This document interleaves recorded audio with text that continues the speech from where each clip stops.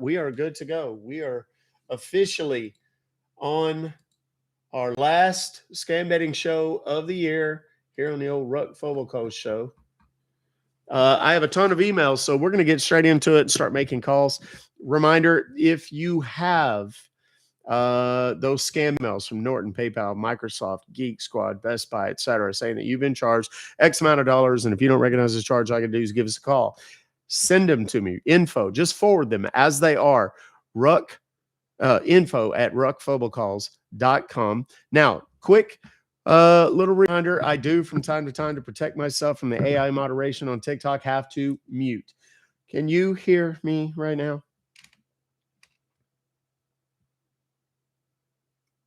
Muted. Okay.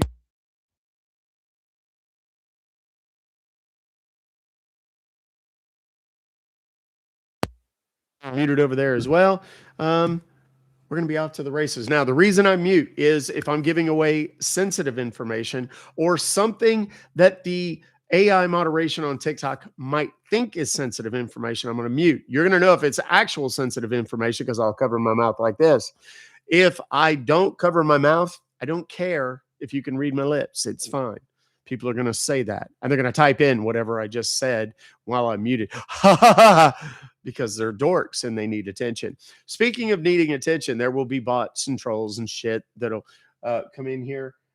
Case in point, Denise, someone is saying she is spamming the chat. I don't see anybody named Denise. Who is Denise and why is she spamming the chat? I don't even see anybody named Denise.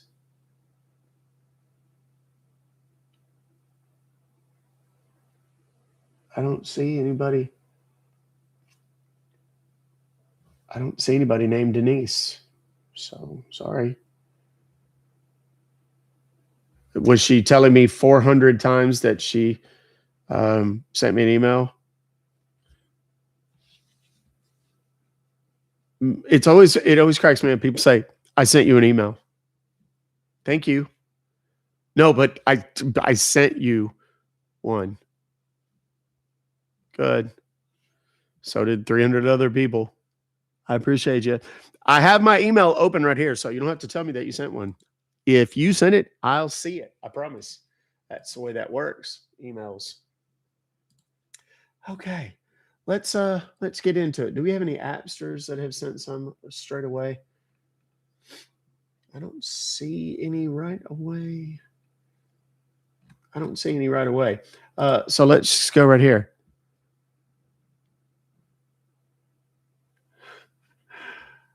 All right. Please update your payment details. This brings me to my first cautionary tale of the day. Do not send me anything that just has a link in it. Please do not do that. I can't do anything with it. I need a phone number so that I can call them. Hence the headphones and the microphone and the phones. I have loads of phones. So please do not send me anything that does not have a phone number and today's date. Ruben has sent me one from December 5th.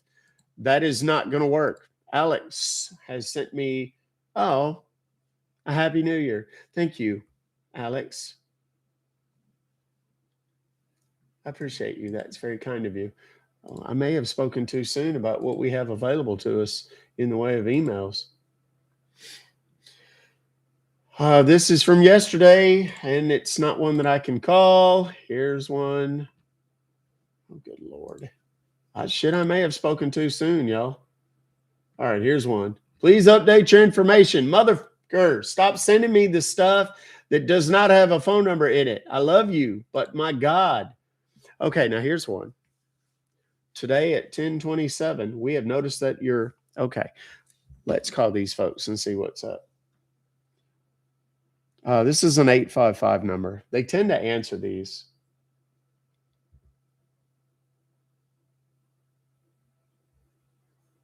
Let's see.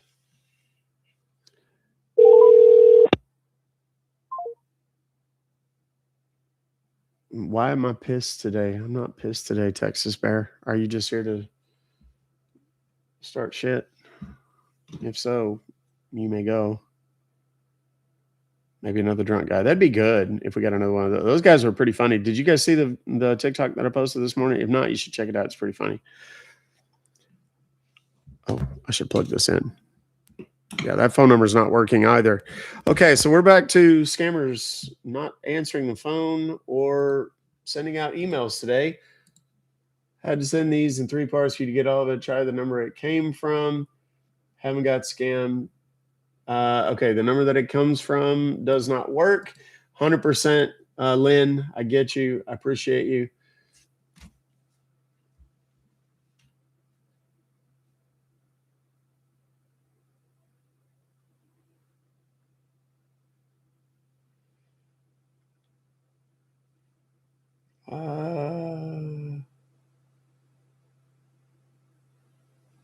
Good Lord. I started talking about shit yesterday, and people, yeah, we're back to not having any emails. And someone's yet again sent me another email that does not have a phone number. Y'all do not send me emails that do not have phone numbers in it. There is literally nothing I'm going to do with them. I appreciate it, but don't. So it looks like we're going to have another one of those. Another one of those days, kids, where we just do Q&A for the next little bit. It is a holiday, technically. info@ruckfobocalls.com is the email. Ash, make sure it has today's date and a phone number. If it doesn't have both of those elements, you needn't bother sending it over, because I won't be able to do anything with it. Go here and refresh that. I don't have any more at the moment. So, you just had a New Year's? Did you? Thank you. You like my birthmark? It's pretty cool.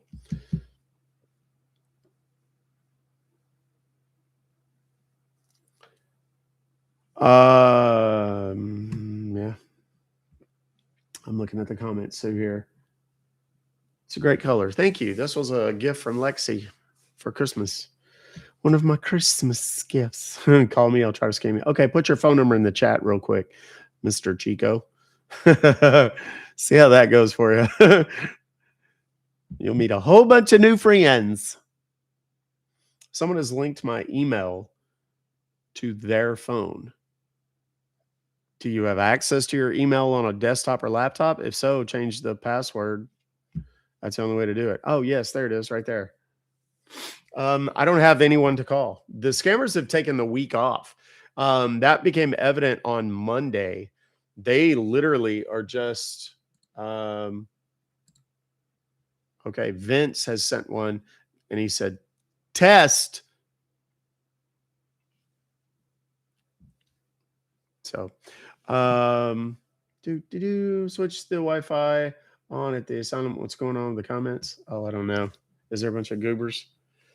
Maybe you defeated them. I wish. Info@Ruck Fobocalls. Dippy Vicar. Hello. Top tomorrow. I shut them all down. I wish. If it was anybody that shut them all down, it wasn't me. Okay, you got a spam call. Ryan, what was it about? Etc. You think emails will start flooding in tomorrow? I don't think it'll be tomorrow. I don't think it'll be this week, honestly, because they would have sent them on Monday and on yesterday if that were the case. Oh, thank you, Chico. Appreciate you. Happy New Year's, boss. Appreciate you. Beekeeper. Except without the part about me going and burning down buildings. I've not done that. Tomorrow's a holiday. Well, this whole week's been a holiday. Yes.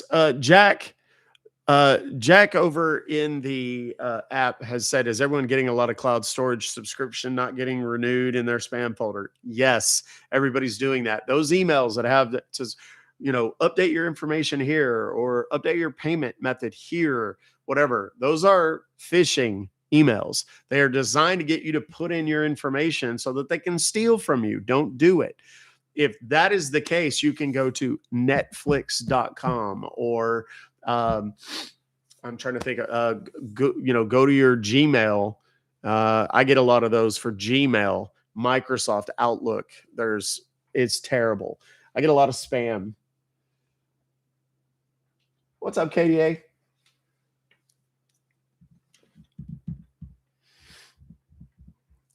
Let's see. Don't delete them. Send them to me. You're using RoboKiller? How's that working for you?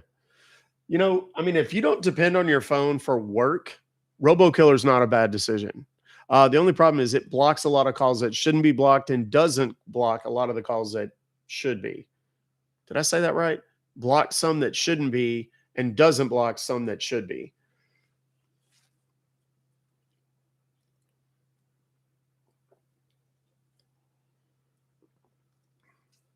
Yeah, I can't do anything with the phishing emails. Big plans? No, we're just going to be chilling here at the house. We got some friends coming over. Chase is here. So I need to tell him. I honestly meant to tell him if he has any friends that he wants to go hang out with, he can. He just can't be out and driving and shit.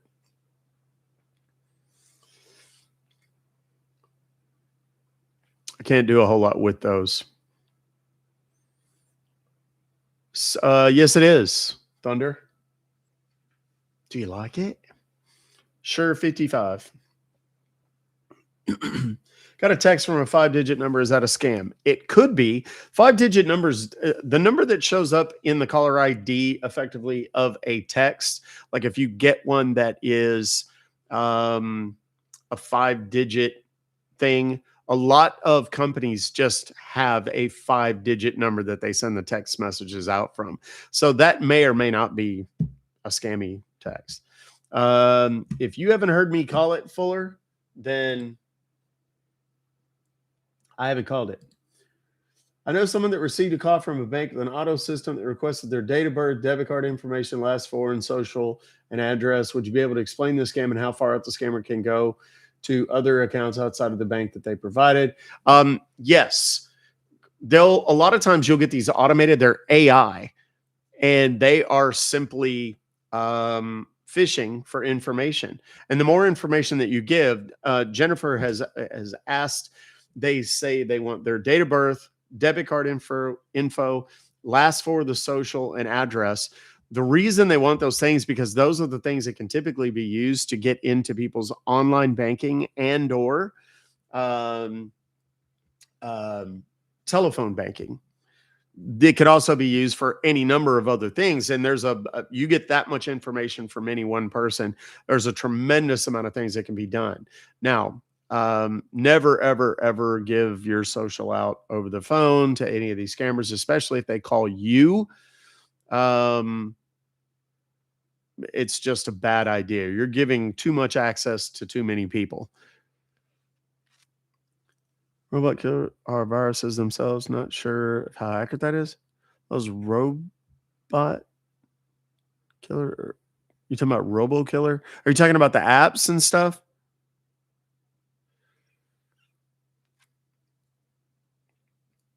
What else? Just okay. Locked in. You got it. You got some. Good.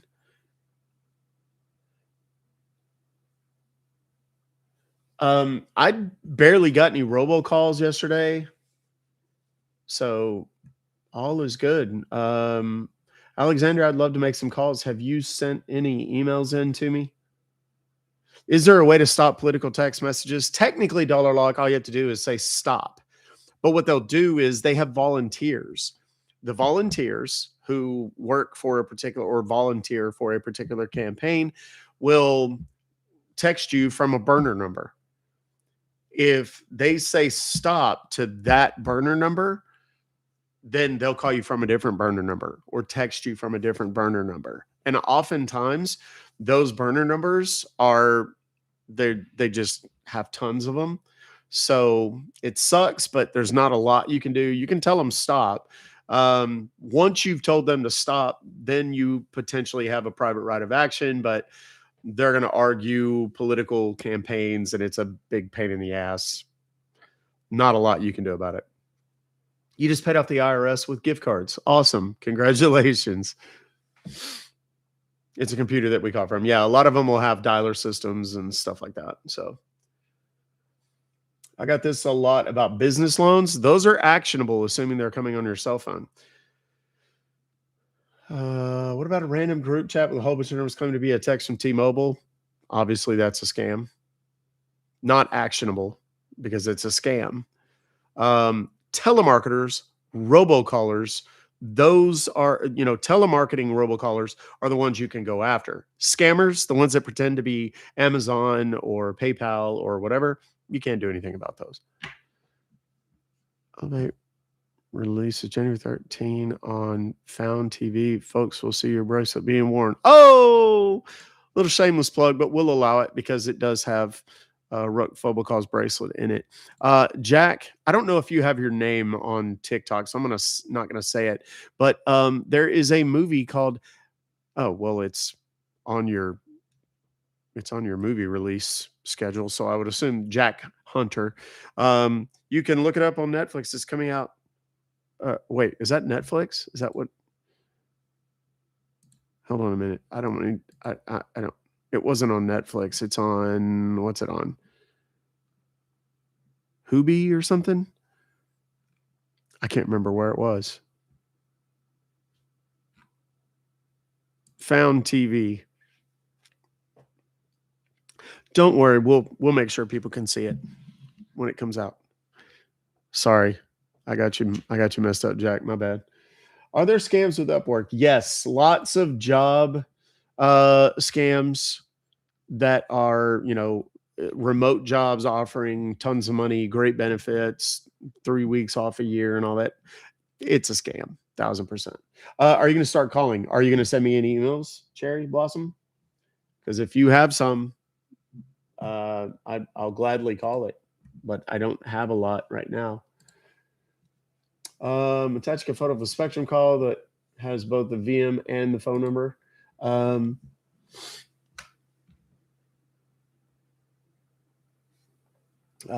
don't know. That came in yesterday, so it may or may not work. We'll try it and see. Odds are it won't. They normally don't work after midnight of that same day. Usually it's not. Number you are calling has been disconnected or is no longer in service. Christian has sent. What the hell is this? Your investment in such and such. Annual meeting of stockholders. Do you own stock? Do you own that? I don't know. I get these 50 calls a day about senior citizen, Medicare type stuff, life insurance, medical addition. But I think they have an old phone number from whoever had my phone last, possibly. I tried to tell them to take my name out of the list, but no avail. Any suggestions? Are these generally scams? No. Those are actionable calls. Go to robocalls.cash. Charter. Saying it's Charter. This number is probably... yeah, if you want to send me a call that you got, unless there's a voicemail saying call back at this number, or you've verified that you can call it back and they answer, you don't have to send it to me, because there's a 99% chance that they're not going to work. That's just a rule of thumb, because they're spoofing all of the numbers. All right, Michael has sent us one from November. We just covered that. It's not going to happen. Tina has sent us one from December 23rd. We also know that one is not going to work. Rich has sent us one from November 25th. It's not going to work. Am I not saying it clearly? If it is not from today, December 31st, 2025, and it does not have a phone number, you don't need to send it. It has to have both. Otherwise, you can stop. It doesn't. Alyssa, the one you sent, I can't read. You need to send it with a screenshot or something. Okay, fraud, blah, blah, blah. This is another one of those special investigators. You can call us. They're not going to answer. They almost never do. Saying that hold on, let me see exactly what this one is. There's funds that are being withheld somewhere for you. It's not true.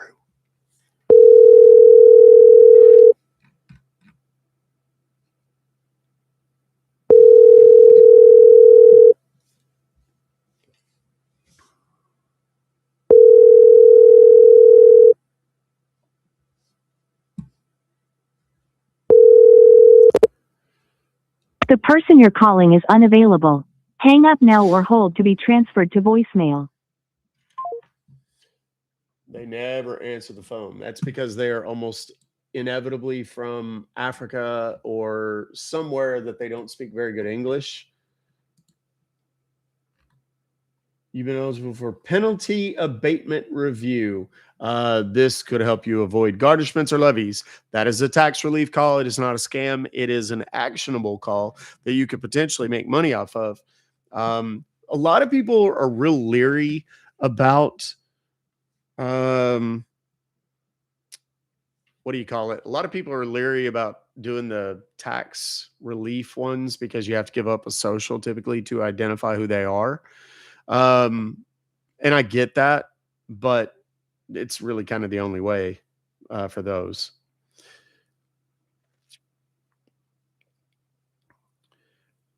Yeah, that happened to me, Judge. I had my debit card, business debit card, read on a skimmer. This is a true story. This happened, God, probably 10 years ago.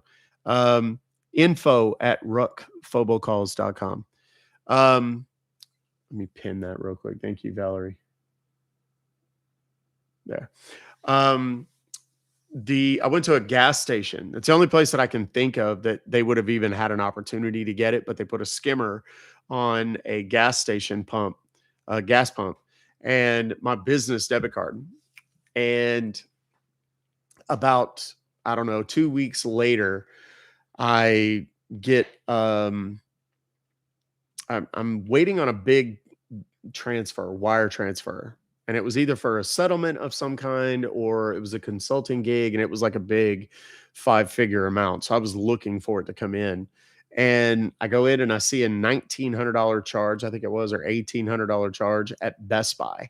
And I was like, I didn't buy anything at Best Buy. I would know. I mean, I buy a lot of shit at Best Buy. I would know if I bought it because typically I'll buy it on the MX, not on the personal. So in any case, when I saw this, I called my bank and I was like, what is this? And they're like, did you not buy something at Best Buy in Pennsylvania? And I was like, in Pennsylvania? No, I've never even been to Pennsylvania yet. And they said, oh, okay. So they said, oh, let us do some investigating. We'll get back to you. They got back.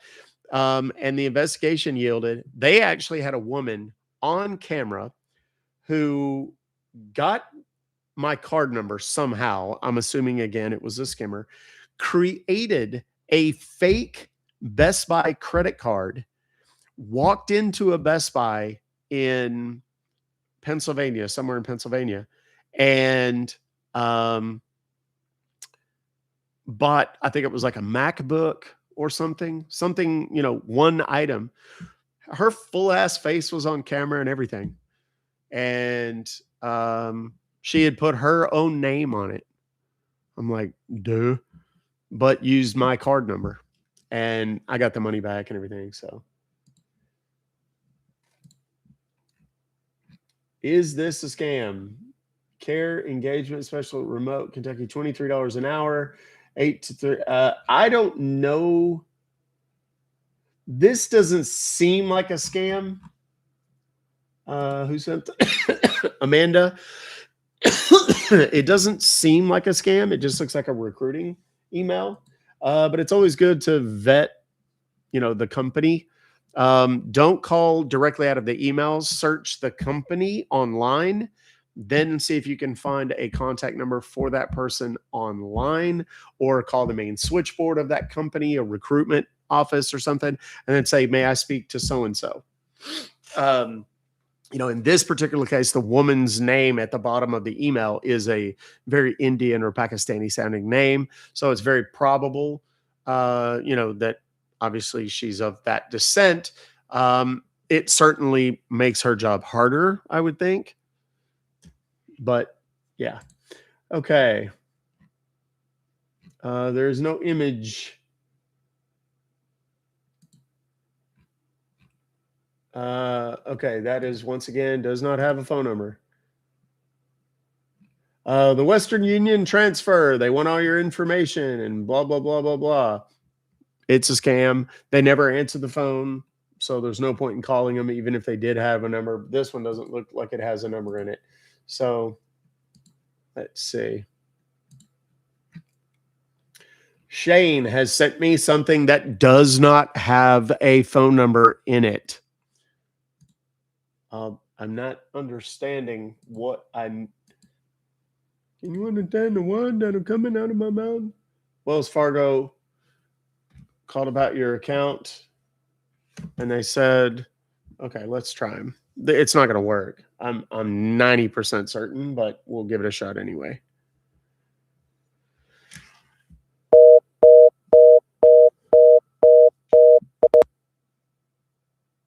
Yeah, those are spoof numbers. When they call you pretending to be a bank or something like that, who said Amber?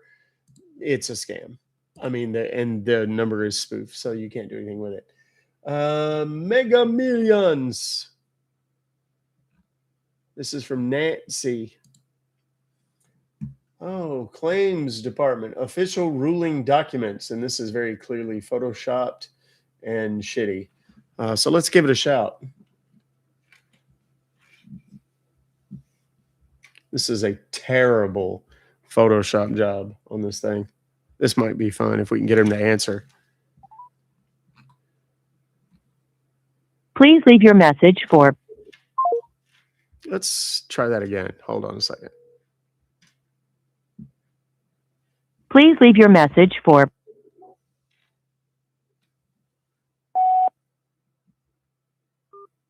Message canceled. Thank you for calling. Goodbye.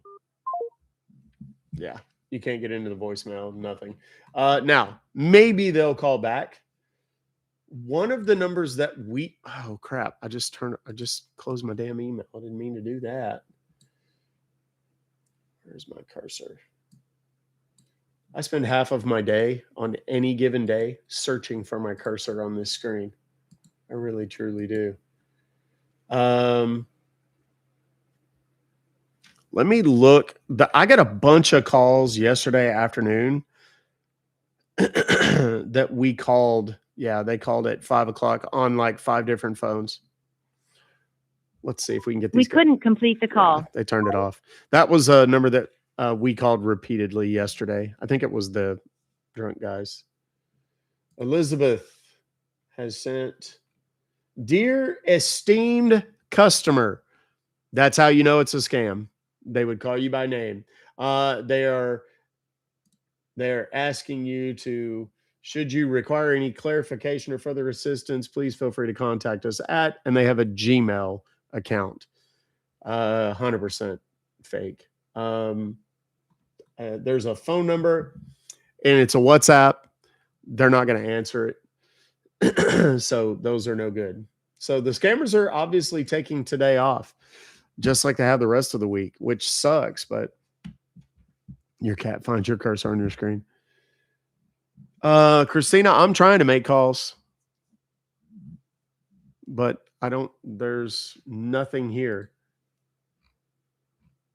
Okay. Christian, the one you sent is an affiliate deal. It's not a scam. It's just somebody trying to sell Norton LifeLock. That's not a scam. I wish it was. Yeah, you're not going to get any. Info@ruckfobocalls.com. Info@ruckfobocalls.com. First was denied my card canceled 3 days before I went on vacation. Not convinced. No, not convenient, but a drained account would have been far less convenient. Yeah, that's absolutely true. I've had that happen before. And it's a huge pain in the ass because you like all of my business stuff. And y'all, I have so many websites, so many auto draft things for social media and technical shit, programs and software that are on auto renew. If I have to cancel a business card, it is such a huge pain in the ass. What up, GT? Hi, Arnold.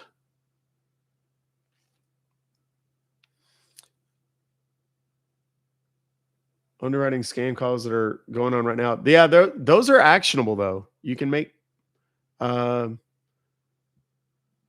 you got PJS Voices. You got the email wrong, huh? You spelled it wrong.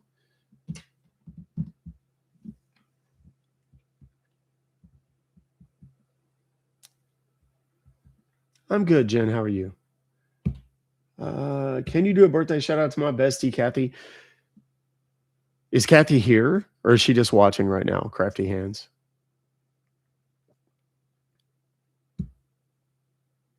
That's okay, hon. I get it. Thank you, Strawberry. Calls or not, I'm here for the show. Right, Kay, thank you. That's very kind of you. Didn't hear back, so I don't know. Is she there or no?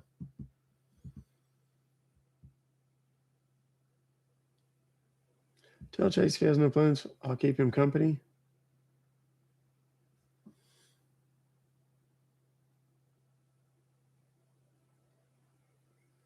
I don't know who that is, but that's weird. Bless your heart for helping people. I try, man. I really do try.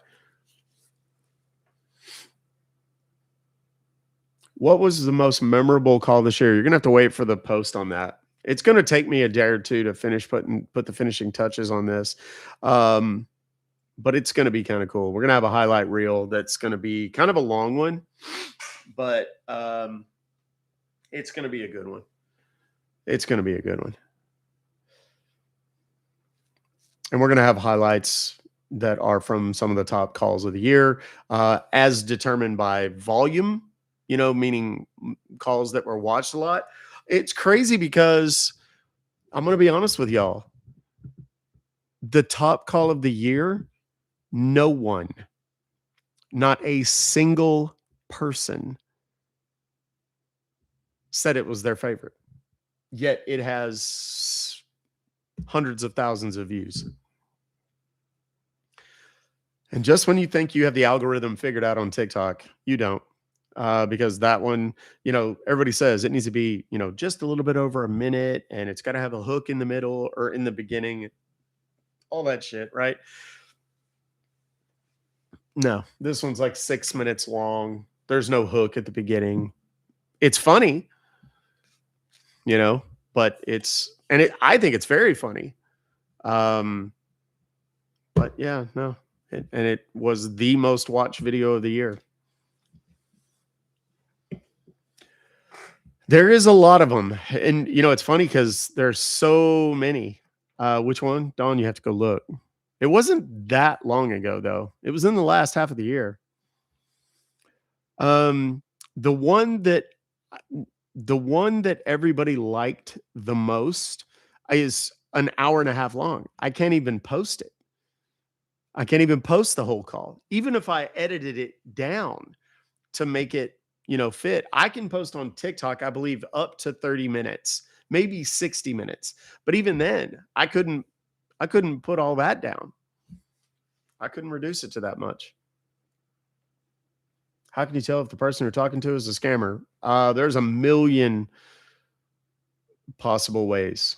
First of all, how did you meet them? If it's online on a social media app, solid chance. Better than half. If they immediately told you to go to a different app to talk to them, like Zangi or Telegram or WhatsApp or Signal, definitely a scammer. Start there. The scammer that wanted to work for me. The car crash. Yeah, a lot of people like that damn car crash. The Deo was one of my favorites by far. Not just because I love Deo so much. I mean, I just like Deo. He's a good guy. But that was literally one of the first things he said to me when I picked him up at the airport. He was like, dude, I'm not gonna lie to you. I'm dying to see what you show them. And I was like, you think that, but, and I told him that in the car. And then I told him that when we got, cause I just like go to set up shop and I've got all my shit, all my lights and cameras and everything turned on. And then all of a sudden I see Deo kind of over my shoulder in the camera and he's going, is that real? Sadly, yes, it is. Is the car crash on the app? Yes. All of the live streams in their entirety are available on the app. And all of the live streams, save for the parts with music, are available on the tubes.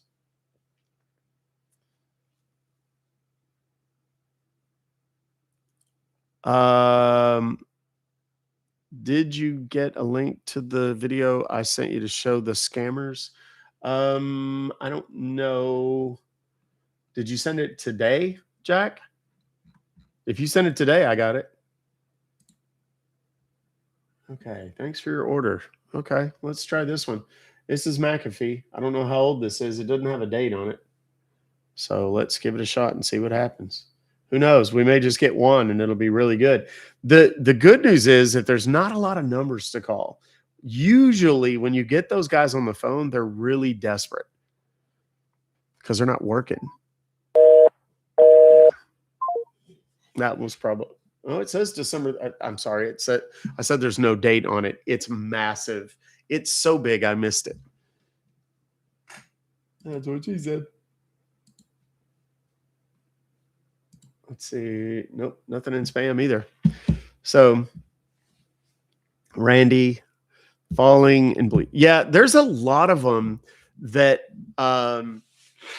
This is one of the advantages of being in the app, y'all, because everything is archived in the app, like everything, all of the videos and in their entirety from start to finish. So if you ever see one, like for example, if you see the highlight reel from, I did one that was like a Live Fest day one highlight reel. That entire thing is posted in its entirety in the app. So you can see the whole call for each of those calls and what led up to it. So the one where your wife got caught in the prop on the boat, that one was pretty good. That was kind of dark, but it was funny.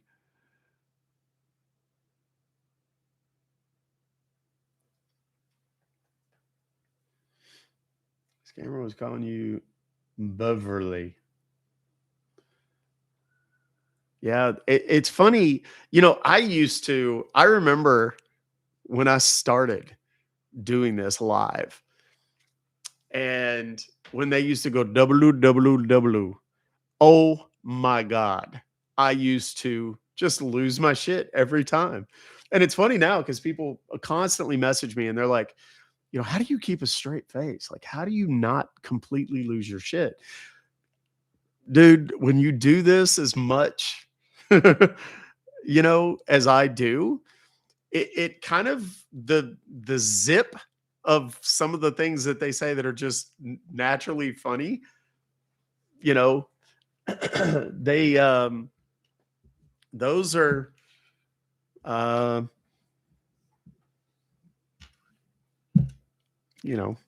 different. It's different now.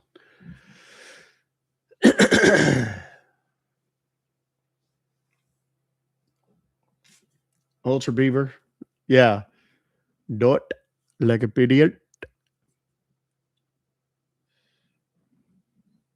You send a DM, you want to help this mission. Good. There's an easy way to do that right now. Hold on, let me pin it for you.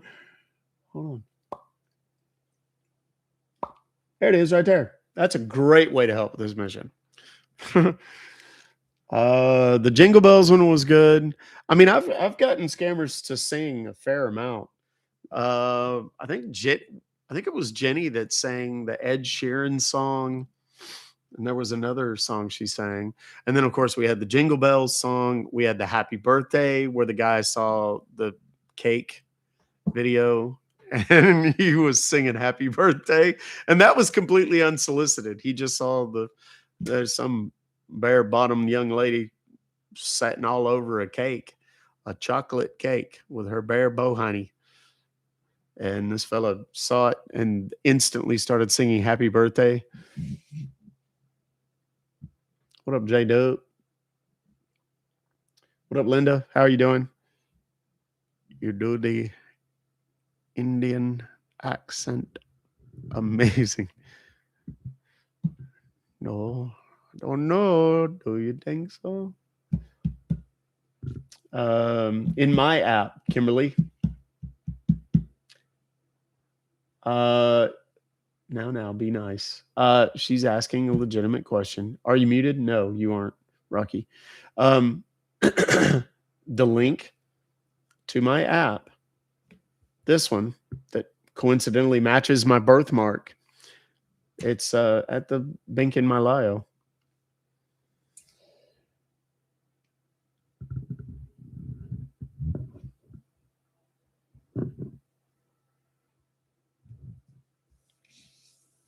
Any scammed, shamed today?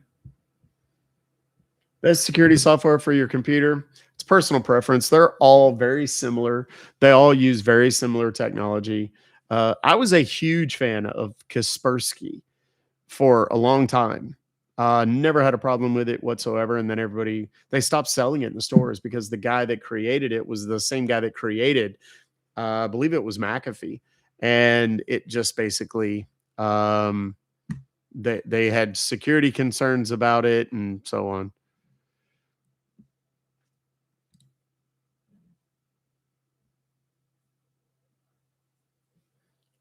Someone came over. Yeah, played the audio of the video for the scammer to hear. I absolutely adore that because when the scammers get into my computer, I have the volume at max, but not on the speakers of this laptop. So we can't hear it. And the only way y'all will ever hear it is if the sound comes through loud enough on their computer that we can hear it. And that tends to be pretty funny. What security do you use? I'm not going to tell you. I never say that publicly. There's a number of reasons for that, but number one, none of them endorse me. None of them offer me a brand deal, so I'm not going to give them props. That's number one. Number two, if there was ever any manner of vulnerability in that particular program, I would not want someone who became aware, i.e., a hacker, to know, oh, that's what Doc uses on his bait computer. So, and then be able to potentially do something to my computer or whatever. You ever wonder if the motor scummers are moving their heads side to side when they're talking to you? Oh, yeah, they are. Definitely. Did you know you would be as successful as you are doing this? Let me speak as humbly as I am able. I don't half-ass anything. Typically, if I'm going to do it, I'm going to go. I mean, I'm committed to shit that I take on. So much so that I'll actually get a tattoo about it on my hand, not somewhere that it's hidden, right? That had a lot to do with the fact that people were telling me I was crazy and the app will never work and it'll flop and whatever. Here we are 5,000 members later. Yeah, no, we're not, So, and there's, hateful people that just wanted to see me fail. Well, fuck those people. So, when did I actually start doing this? I have videos of me. Okay, hold on. Let me show you. Let me see if I can pull this up. I'm going to see if I can find it. Damn it. I didn't want that.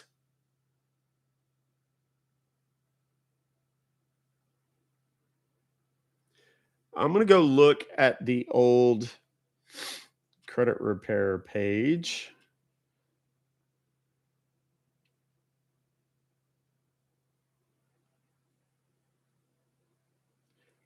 See if there's any videos. If I can find the video.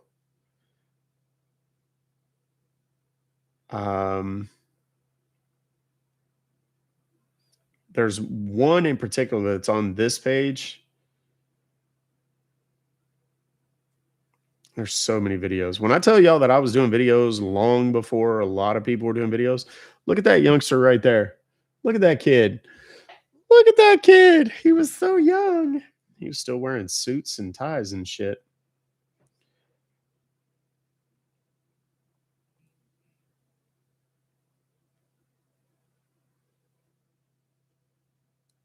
Um,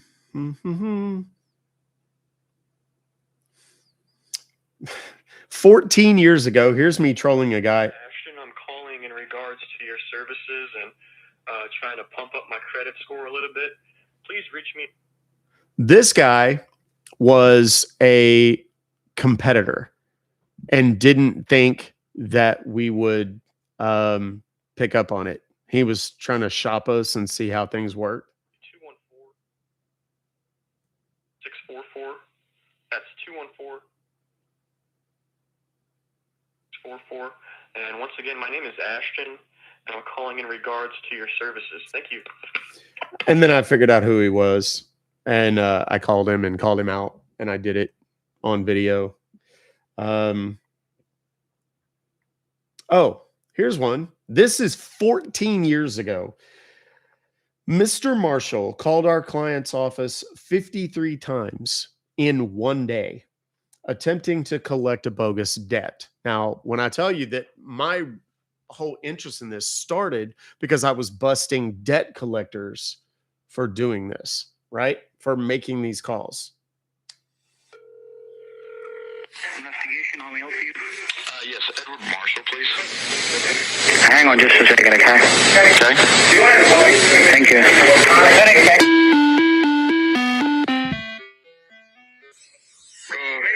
are you? I'm the guy that's looking for the address to mail a payment to, potentially. What is your name? No, I'll get it and I'll get back to you. Bye. Don't call me. No, wait. Thank you for calling investigation. This is the supervisor. How may I help you? Yes, Mr. Marshall, please. Edward Marshall, can I have your name? Discussion about this with our attorneys. You will just wait and watch. The cops are coming to get you, defaulter. Really? The cops are coming to get me? Okay? Get ready. What's your name? Whatever my name is, don't concern with me. Your name must be Boogeyman, because you're trying to scare somebody. This goes on for Here anymore. So are you saying that my phone calls are becoming bothersome? I asked Mr. Marshall to stop calling. Can we count on the fact that Mr. Marshall's going to stop calling? He's not going to stop calling you, so you have to make the payment for that. Okay, well then, I'll call back in a minute. So I literally wore this dude out for about 3 hours. It's me again. Call me later. I'll call you in a minute. Call me back. I'll give you 3 guesses who this is. You want to keep going, or are we done? Well, your phone number, which I'm about to post on the internet and encourage about 5,000 of my friends to call and ask for Mr. Marshall. And at that point, he never called again. And that was a client that was just getting harassed at work over and over and over again by one of these fake debt collector calls. And that was 14 years ago. So whatever that is, 2011. And I have some that go back to like 2008, but it'd take me forever to find them because I've got them on drives and stuff like that. Obviously, my editing and sound weren't near as good back in those days. But that's how I got into this whole thing, you know, with going after the callers. Thought about getting a tattoo, knew my mom and dad might kill you. You know what? The only thing I would tell people is if you want a tattoo, think about it for 12 months. And then if you still want that tattoo, do your research, find a good tattoo artist, and get the tattoo.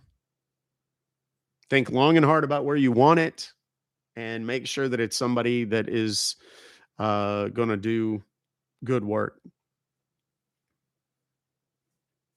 When you're dedicated and committed to do this, you'll always be successful. Yeah, that was kind of how I got into this whole thing, this conversation. But I don't half-ass anything. I go 100% or not at all.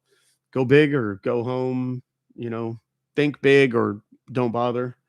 You know, those are mantras that I've had for years. Um, you know, somebody asked, how do you make money at this?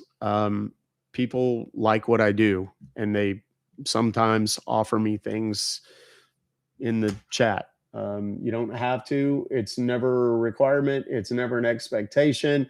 It's not, you're not going to buy my friendship. You're not, that's not how I do things. But people want to gift sometimes. And if they, you know, it's like a tip. You go to a restaurant or a bar and there's somebody playing a piano and you give them a $10 thing or a $20 thing or whatever. I'm that guy. If you're bold enough, strong enough emotionally, and committed enough to go sit in front of a live audience of people you don't know and play music or sing or go online and do, you know, kind of like what my wife does and sing and stuff like that, I'm absolutely the guy that will give you $20. Just, you know, thank you. Because that's a hard gig. So I got my tattoos within weeks, I think. I don't regret them, but I regret where I put them. Upper arms mostly. Thank you, Vern. That was not a solicitation, just so everybody knows. But thank you very much. I appreciate that. Love what you do, man. Well, I love the fact that you enjoy it. I love the fact that people enjoy what I do. That's very fulfilling. You know, I've talked about this in the past too. When I um,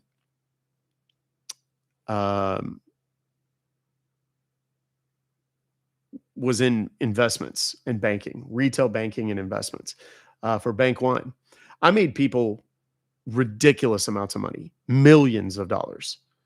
And it was just my job. And when that was happening and the market was booming and whatever, no one ever called me. Let the market take a tick down. Phone rings off the hook. It wasn't fulfilling. Then I got into the credit repair and I was literally changing people's lives. Like people that had never owned a home in their life. They grew up in the hood. They had no financial education. So they blew their credit, you know, blah, blah, blah. I gave them the education and a fresh, clean slate. And they were able to raise their kids in a house instead of an apartment for the first time. Or maybe they'd grown up in a trailer park and, you know, they wanted their kids to be able to not live in an apartment or not live in a trailer or not live in a rental, but in a home that they owned. And I was able to affect that. And for many years, that's exactly how I thought about it. And it was great.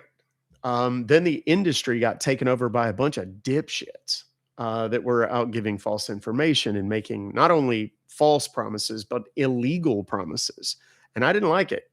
And I left the industry because I didn't want to be associated with it. The TCPA thing with the robocalls and so on, extraordinarily fulfilling. I have text messages from people. And I've read some of these before.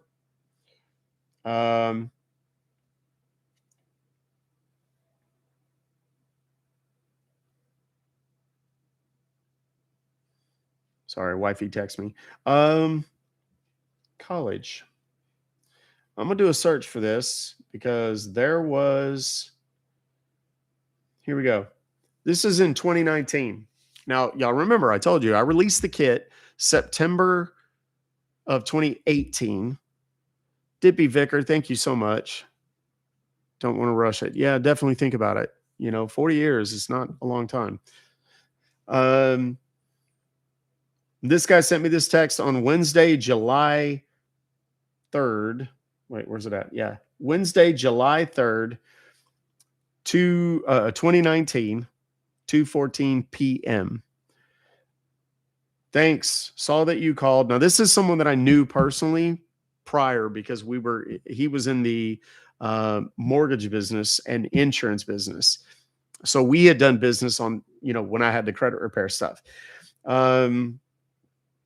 I try to assist the ones that seem to be reading and following in your kit. I sent a $28,000 demand letter to a mortgage company that had been calling him. They are a marketing group soliciting for mortgage companies like so-and-so and so-and-so and others, plus texts and calls. Lots of documentation, so it should be a good one. Supplementing a college fund for my youngest daughter. You are sending my kid to college. Thanks. I can't tell you how many emails, instant messages, or Facebook messages I've gotten from people who told me, I just paid off my house with settlement money from the kit. I bought a Harley, I bought a boat, paid off Harley and boat. I paid off my student loans with money that I got from the kit. That is rewarding. That is life-changing. How long ago did you do the data podcast? Shit, I don't know. A long time. I haven't talked to him in a minute. But yeah, he reached out and wanted me to do his podcast. So, which serves the kit for the UK? It's because the laws don't exist in the UK that would make it work. Yeah. Let me. I've got a few emails. These are the ones with the links. Okay, Jack, I will go back and look at that link. Keep getting vacation offers from different companies. Scam Monster Vacation. I had to turn on spam filter. Depending on who the companies are, it doesn't say who this is. It just says old silver guy. I don't want to read out your email or anything, but it says you keep getting vacation offers. Depending on who's calling, they could be actionable. So, what do I look for in a tattoo artist? Look at their work. And don't just look at their work, on fresh tattoos. Most tattoos look pretty damn good. Not all, obviously. Shitty work is shitty work. But a lot of times, what you want to look at is how do they look in a year or 5 years? Look for that. The difference between a good artist and a great artist is how the tattoo looks in 5 years. Sweet Smokescreen, we've updated that multiple times. They basically, we shut down the websites and the bank accounts that those guys were running. So it was all done. Happy New Year's from Australia. Thank you so much, Paige. I don't get calls, but I wish I did. I could use a new car. A lot of people bought new cars. You have 5 and you're planning on 6. My first one was a style I found that a tribal heart with the favorite colors. The tattoo is traced, and then your second one, my hand to match my right arm that he chose the colors. Sadly, he passed. Third is for the clover. Did a tattoo tour over there. I don't know how many I have. I have a lot of tattoos. Thank you, Mom and 2 girls. Appreciate you. A lot of robocalls to make that much money. Or a lot of calls from one person, or a lot of individual calls from multiple companies. Current market. Oops. I don't know what I undo. Your home's updated value. That's just a real estate agent sending you a marketing email. That's not illegal. There's nothing wrong with that. It's annoying. I would never do business with anybody. No regrets. I would never do business with anybody who markets via spam email ever. And I'll tell them that. I get 100 emails a day across multiple email addresses. People saying, hey, I was just wondering if you got my last email. And after about the 5th one, I'll go, yeah. And you didn't take a hint, the first one, the second one, the third one, or the fourth one. So let me be clear. Stop fucking emailing me, because I'm never going to do business with you, because this is how you do business. I don't do business with people that do business like that. How do you repair your credit score? It depends on your situation. Depends on what's going on. There's a lot, it's kind of like saying, how do I get well? What's wrong with you? Eric, that's the one I just read. Yeah. Can't do anything with that. It's just a marketing email from a realtor.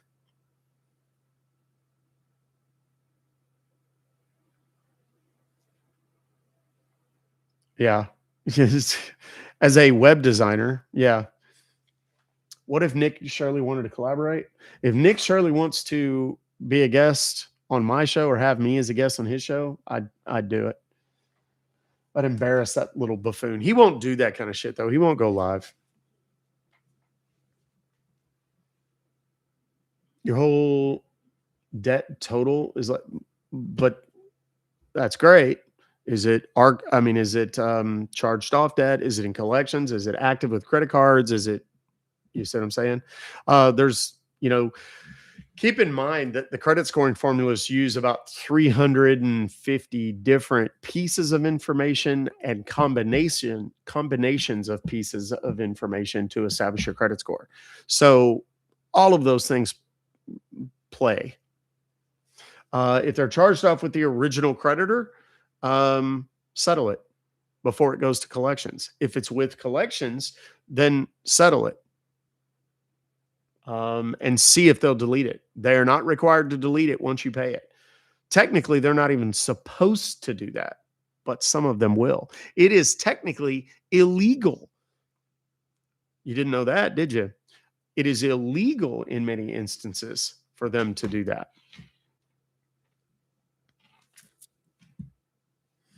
My biggest issue is spending. This year in June, I decided to take a good look at reality and where I am in life. Stop spending what I used to. Credit score has gone up since I was real with myself. I'm proud of you for making that decision, Leslie. That's a hard thing to do.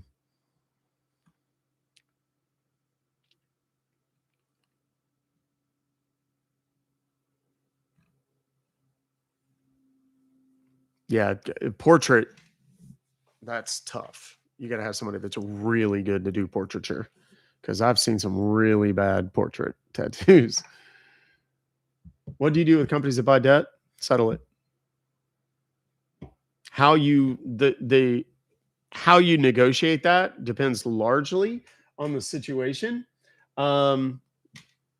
Because because if it's in or out of the statute of limitations on debt collection, you have more leverage if it's out of the statute and they can't even sue you. Some people, if it's within the statute of limitations, they can technically sue you for it. You send them a cease and desist letter and say, never contact me again. I'm not paying you. And they go, fuck, you aren't. And they go and file a lawsuit, and then they collect your money. So, I would handle that differently than I would that one that's 5 days outside the statute of limitations, in which case I'd tell them, I got a bag of eggplants you can have. Some companies do let you do pay for delete. They're not supposed to. The credit scoring manual, it's called the Credit Reporting Resources Guide. You can Google it. You can look it up. It's created and sold by the ACA, which is the American Collectors Association, I think it is, or Collections Association. And it's basically a trade organization that puts their own industry standards in a book. Now, most credit repair gurus that promise the moon and the stars don't even know that book exists. I had the book memorized. And I can tell you, all of the things that are required for each type of account.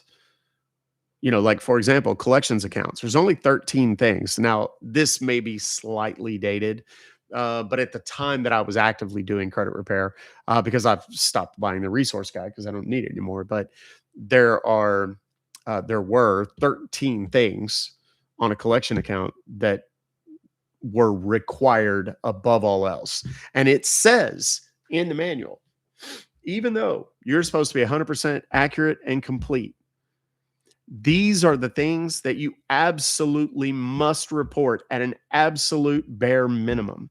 And what I would do is send them a copy of that page from their own reporting manual that was written in conjunction with the bureaus and, Fair Isaac, and said, these are the items. The dates that the account was opened, the date of the first delinquency with the original creditor. That's the most important one. But what's happened, and I've seen more and more stuff come across my timeline. Obviously, I follow a lot of consumer advocates. The CFPB, Consumer Financial Protection Bureau, is one of the best things ever for consumers, hands down. It did so much good and put so much money back in consumers' pockets from nefarious debt collectors and scammers and the credit bureaus and so on.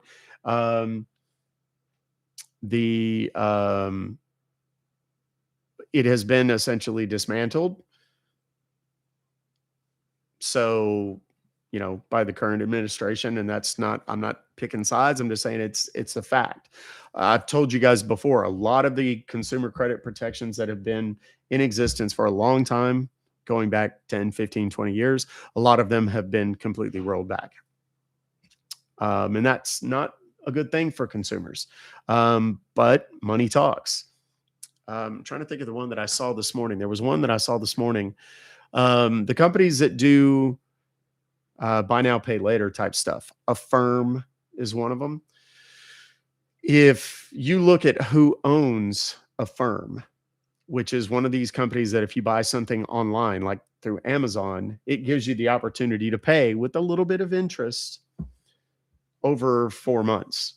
People are out buying their fucking groceries. They are financing groceries. If you need to know what is coming down the road financially for the country, pay close attention to that shit. The joke in our house is I took my wife one time. We don't go to where I used to live, like where I grew up. We don't go there. One, it's a long way from our house. It's a long drive. But also, too, it's a shitty neighborhood, and we don't want to drive our cars there. Like, it's one of those lock your doors at the stoplight kind of neighborhoods, right? And I used to joke you could get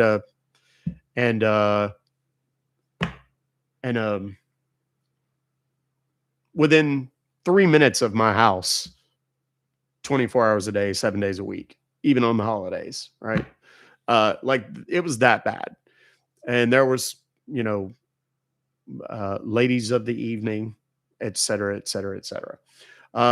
One of the things that my wife noticed when we were driving into that part of town was how many places you could buy and rent rims and tires.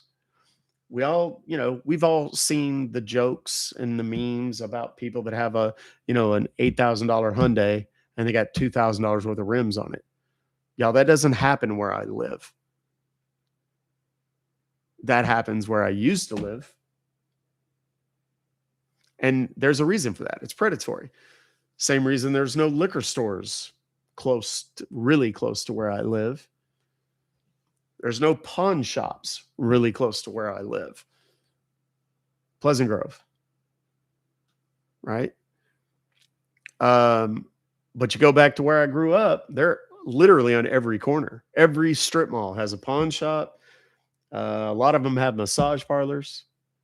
Yeah, those, where you get the Finnish massages. It's like Swedish, but, Finnish. You want me Finnish? You want Finnish? It's predatory AF. And what is happening is one of the greatest indicators of economic downturn. And I saw this back when it was happening in 2007. I called it. I was like, within a year, we're in a world of hurt. It's happening, y'all. Get ready. And I knew because I was in credit repair. I was like, I don't know about 2008, but 2009 is going to be a banner year. And it was for credit repair. What does that tell you about 2008? 2007, I said consumer debt is at an all-time high. Credit card debt in particular is at an all-time high. At around the same time, in the interest of making payments affordable, they started putting car notes on 6 and 7 year notes. Car notes. And he said, well, big deal. They put house notes on 30-year notes. True. And over the long haul, over the course of 30 years, it matters. In the short term, the difference between a 3% rate and a 6% rate is monumental per month. It's $50 to $75 per month, give or take, depending on the loan value and so on, right? If you extended that out to 30 years, it's ridiculous. It's absolutely crazy. I'm just reading some of the comments over in the $300 Hyundai with $3,000 rims. Yes. What we're looking at right now, people are financing their groceries. Credit card debt is at an all-time high right now. I can't remember the percentage of people. It's a very high percentage of people have had a 30, 60, and 90-day late within the past 12 months. A huge number of people. He won't answer your question. Honey, are you seeing me answer anybody's question? What is your question? By all fucking means, let me stop. Hold on. Everyone, stop what you're doing. Grab a pen and paper. We have to answer Tanya's question that is so critical. Hold on. Tanya, where is your question?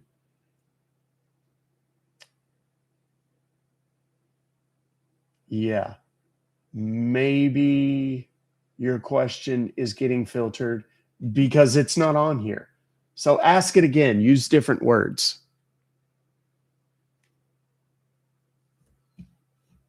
Try to remember.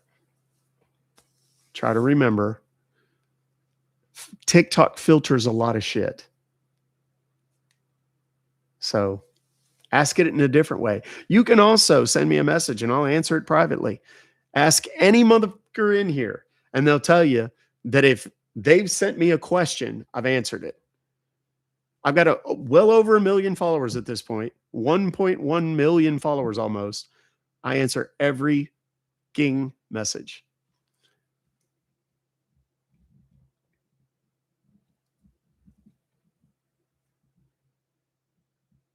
Did Tanya ever ask her question? Did anybody ever see it?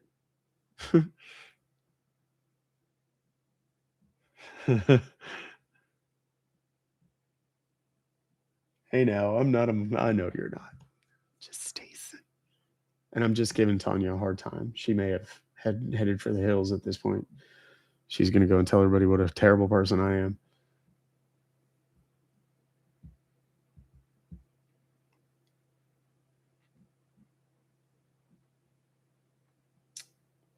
Pay off credit before due date. Silly. That's true. Ideally, you want to pay it more than just before that, but you want to know when it reports to all three bureaus. Okay. You sent me a question. By God, let me stop what I am doing right now. That was loud. Sorry about that. Let's go. Let's see if Tanya has asked me a question that I can respond to. It is so critical and that I will not answer her question. Yeah, no, it's not in here. Let's try requests. Nope, not in here either. So, I don't know. Try again. 99 times out of 100, that's what happens.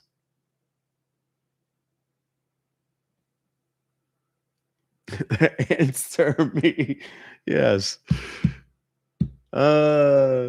Yeah, it's funny because I don't think people think I read the comments. I do, even when I'm talking. I may not be able to read them all, but I pay attention. I'm watching. Are you making? Yeah, exactly, Leslie. Yeah, but I'm multitasking for me is a lot more involved normally than just this. Are my questions being filtered? I don't know. What are they? She wanted to ask me about my extended warranty. That tracks.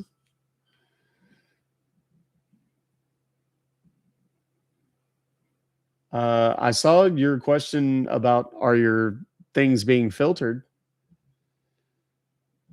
Yeah, I'm not. She wants to ask if my tattoo is real.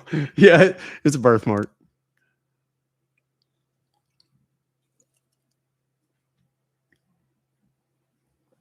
Yeah, I'm relatively certain that Tanya has left the building.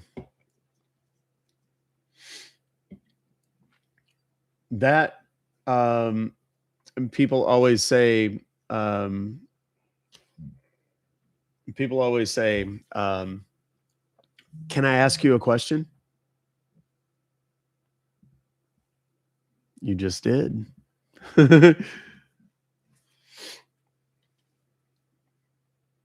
And don't be hateful. I'm sure she probably means well, and it's probably an important question, and you know, and that's fine.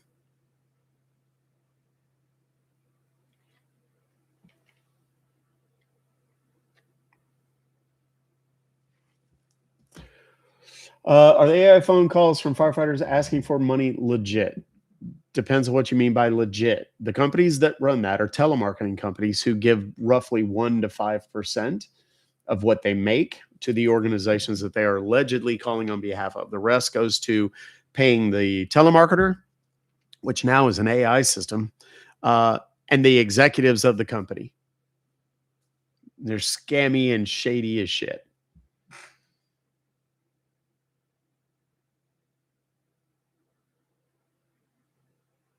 Do you eat hamburgers from Goff's? She asked her question. Oh shit. Let's see what it is.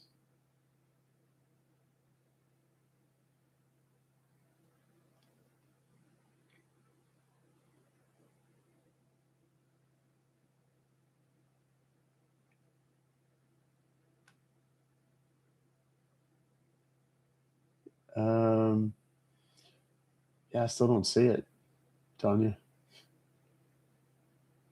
Her question is here. Okay, hold on. Hold on. We're gonna find it. I mean, I'm pretty invested in this. Why did you say Nick Shirley is a buffoon? Okay. I didn't see that. Why do I think that? Because he's uneducated. I talked about this yesterday. He's uneducated. He is a wildly sensational social media person, not a journalist. That's why I said that. And I mean, that's the beginning and end of the answer. It's not about his position. There are people on both sides, if assuming there are only two sides, if we ascribe to the ideal that there are only two sides, I totally disagree, but there shouldn't be just two sides, but we have been forced into choosing. And I've talked about this. I've done the little magic trick bit where I say, pick one of these three, and they pick one, and I say, okay, of the two that remain, pick one, and they pick one. And then I open the piece of paper up and it says, you're going to pick this one. It's called the force. And it's a simple principle of magic where if I know which one has the thing that I want, the answer that I want, the result that I want, I just gear the script to make it so that you land on that. So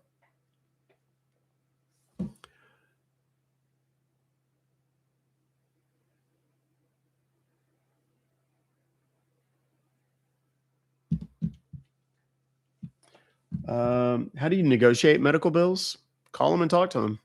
Many times if you tell them that you're paying cash, maybe, um, Kevin, that was funny.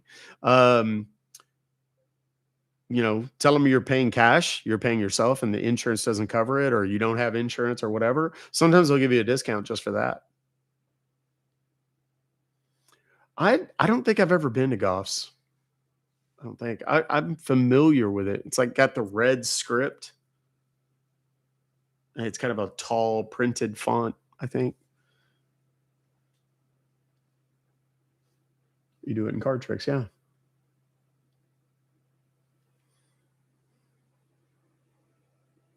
Thank you, Percy. I appreciate that. You can ask for an itemized bill, but they're not required to give you that. That's one of the biggest misconceptions. The shit that people tell you, oh, I didn't sign a contract with a debt collector, so I don't have to pay it. That's wrong. 1,000%. Could not be more fucking wrong. Oh, I have to have a signed credit card receipt. No, you don't. Have to have an itemized bill. No, you don't. Not even close.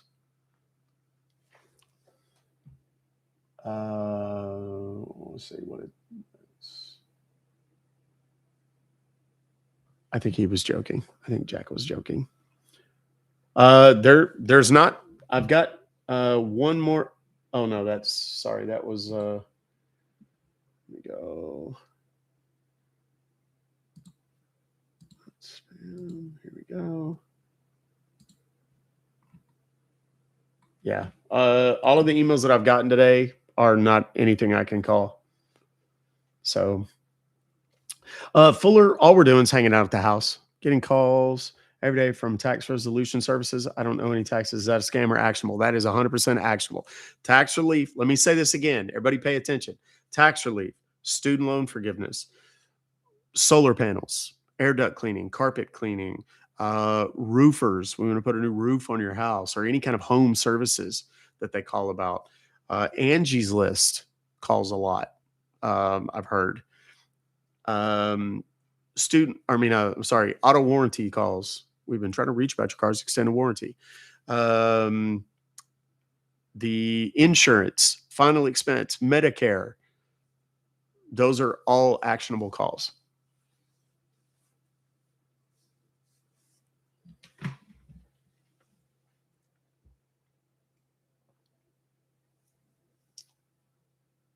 Should also start drinking early.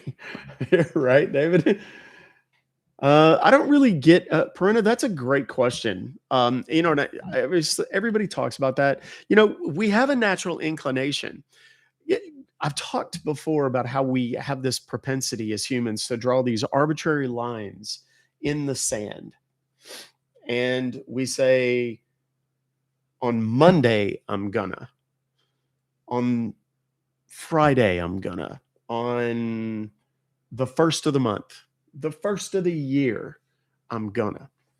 Fuck that. Start today. Why wait till the first of the year to be a better person? Start that shit today, right? There is no time like the present. The problem with the New Year's resolution is I'm going to start later. If it's important enough to you, why not fucking start it now? You know what I mean? Like this year, I'm going to get in shape. Go to the gym, bro. Do it today. Don't wait. I'm going to protect my peace this year. First of all, no, the fuck you aren't. Let's be honest. You're not. Right? You're going to be the same, new year, new me. Please. You are going to be the same jackass that you were last year. You know what I mean? You're just going to sign your dates different. That's really all that is. Yeah. Stop procrastinating. Do it now. I'm going to stop procrastinating at the first of the year. Do you understand fundamentally where that, there's a lot of y'all right now that are like, dude, I feel attacked. TikTok, Dawn. Yeah. As far as resolutions goes, I constantly have a list of things that I want to do or improve upon. I'm a big believer in self-improvement and self, but I think that begins with self-awareness. I think too many people make resolutions without being honest with themselves about who and what they are fundamentally, right?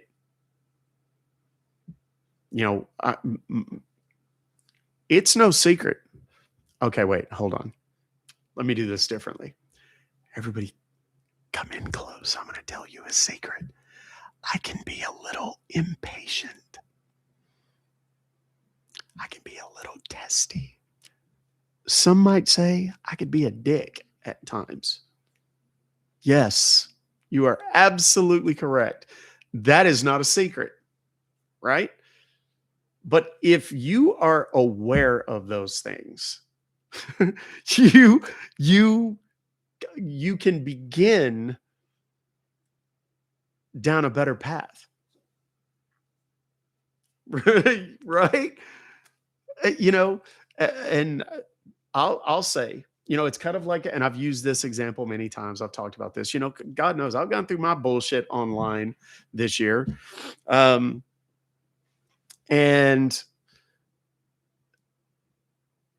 people say, "Oh, you're a terrible person." No, I'm not.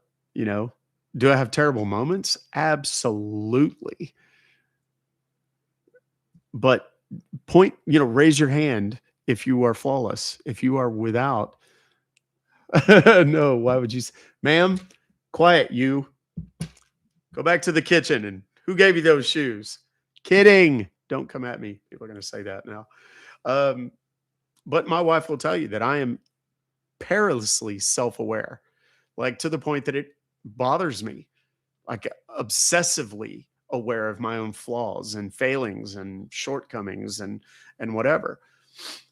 But what it does is it makes me very driven. Judge, it makes me very driven to be better and do better. And I constantly want to be a better first. I want to be a better husband. I always want to be a better husband and parent, businessman, and whatever I am to you guys, whatever title you want to give me. I hate the word influencer. I had someone say, I saw some lady post. She's like a social media coach or something. I think it was on Threads. And she said, I set up a deal between a restaurant and a food influencer for her to come in and do a review and, make a video and so on and so forth. And the chick goes in, gets $100 worth of shit, doesn't even tip. And of course it's comped, that's part of the deal, and doesn't even tip the server. Well, first of all, that's a shit human being that does that kind of stuff, right? Gratuitous informer. That's fair. So the lady's like, okay, well, maybe she's young. I didn't spell it out enough. Hey, gratuity is not included. So the next time she sends her out on a deal, she says, hey, look, gratuity is not included. So if they comp you $100 worth of shit, you should probably tip the servers. The girl goes out to another restaurant on another deal, does the exact same thing and doesn't do it, and then gets offended when she gets called out for it. So, idle curiosity, I'm like, what human being does that? And so I look up this. She has 6,200 followers on Instagram. I couldn't find a TikTok of any, at all. Her Facebook, she has like 400 followers or some shit. And I'm like, okay, maybe we might be using the word influencer a little loosely, right? Now, that having been said, I've also said that we're all influencers. It's just a question of the size of the audience, right? You may not have a social media presence, but you're a great human being. Keanu Reeves is a great example. He is not on social media. Sorry to break your Nana's heart, who is sending gift cards to his private resort in Lagos, Nigeria. But Keanu Reeves is not on social media, but you know enough about him. And he's, if you do any manner of research on some of the charitable things that he does as a regular practice, he's a great human being, right? Same with Jim Carrey. He's a bit eccentric. He's oftentimes a little weird, but he's a good human being, right? You may not agree with him politically, but he's a good human being, right?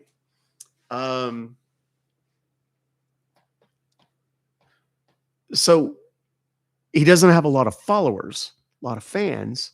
And does he influence those fans? I don't know. I've never heard of anybody saying they were influenced by Keanu Reeves, but I have heard about his charitable donations to hospitals and children's hospitals and research and, you know, those kinds of things, right? So yes, maybe we're using 6,200 people as an influencer or whatever. And I made a comment that, you know, like, I hate the word influencer, first of all, but, you know, as someone with well over 1 million across multiple platforms and so on, I think it's, you know, I have more problems with her as a human being, but I think it probably starts with someone with that few followers doesn't respect or probably even understand the nature of their influence. They are simply doing it for their own benefit. Now, do I benefit from what I do here every day? Sure. Of course. I have a mortgage and bills just like everybody else. But is it why I do what I do? The answer is no. I do what I do because it helps people. And I'm a firm believer. Do what you love. Do something that helps enough people, and you don't have to worry about your bank account. Your shit gets taken care of. That's just how it works. And if you doubt me on that, stop doing your bullshit job that you hate and that every week you bitch about Monday and you celebrate Friday. Let me tell you something from your old Uncle Doc, people. If you're not excited on Monday morning to get up and go to your job, get a fucking different job. There is literally no point whatsoever in spending a quarter or more, a third of your life at an occupation that you hate, at a job that you hate, with people you can't stand. Fucking quit. Quit. Go find something else. Now, maybe don't quit until you have something else. But there is literally no excuse to go and work at a job that you hate for a long period of time. Mondays don't suck. Your job sucks. Go find you a new one, yo. It's like that. It's not hard. You know, I wish I could do that. I got to pay bills. Exactly what I'm saying. The Tata. I understand. Budgets are budgets. People got to pay. You got to keep the lights on. Got to keep the kids fed. The spouse or partner happy, right? Cool. In the meantime, you might have to work a little extra, a few extra hours a day, a few extra hours a week even, and supplement your income so that you are no longer dependent on a job that you no longer love.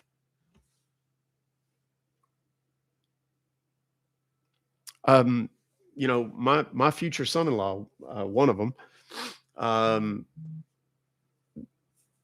you know, he was trying to pick his job. He's a young, handsome, very smart, successful guy.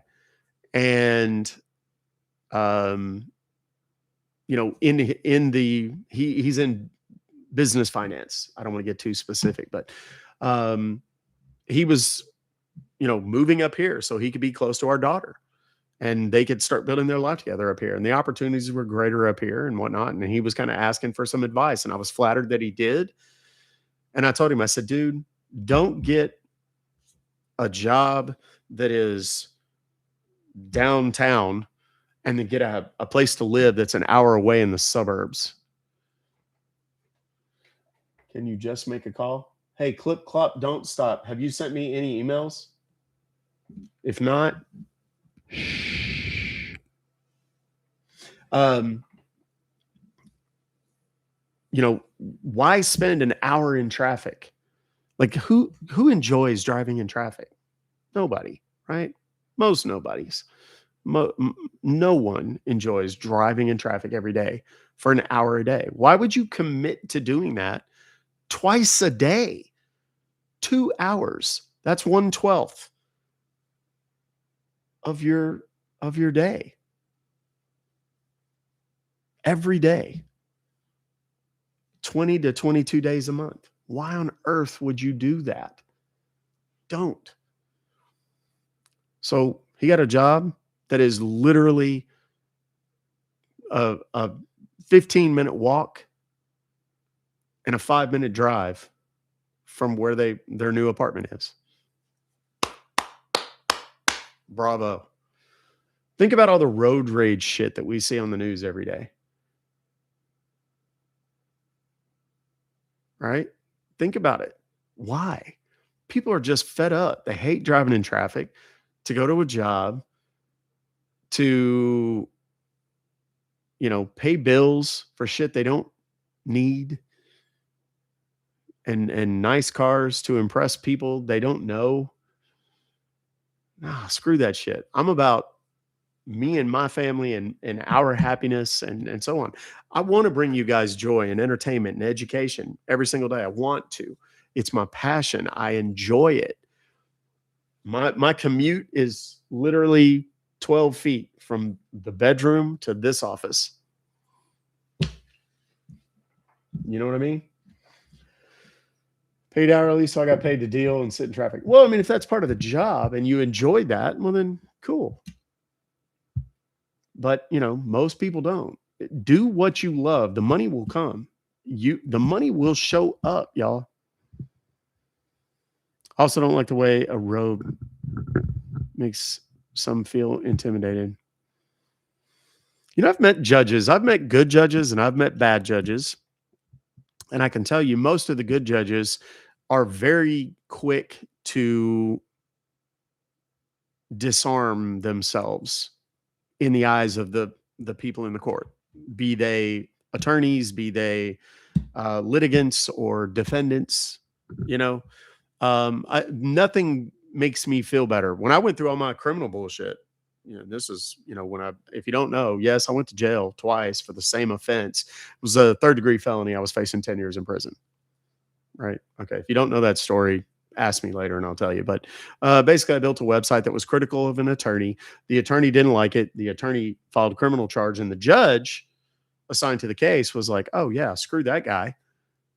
Didn't matter that what I said was 100% true. Didn't matter that attorney ultimately ended up losing her license for the exact shit that I made available on the website. I had to go and deal with a bunch of legal bullshit that took forever to get rid of and whatever, right? That judge was an asshat right out of the gate from day one. But the problem with judges is, for the most part, the only difference between a judge and God, as my beloved redneck father used to say, is God's got a long white beard. Judges can do whatever they want. They are above the law. And, but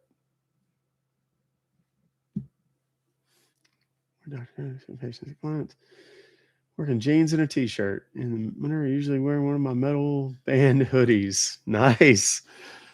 Yeah. I don't, yeah. So let me, I'm sure.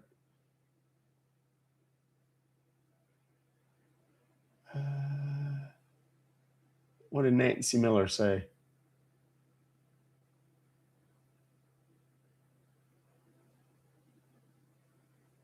I didn't say it.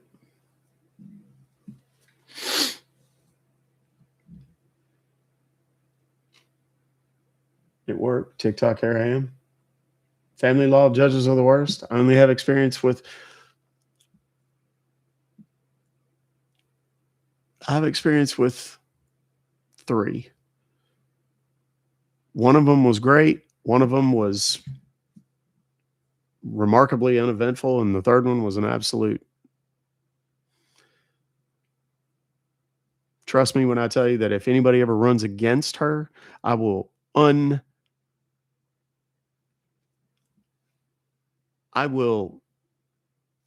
almost entirely fund a candidate to run against her.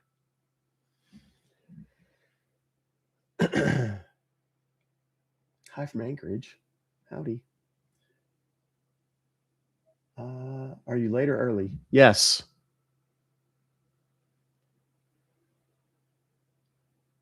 Oh, I'm not going to say who it is.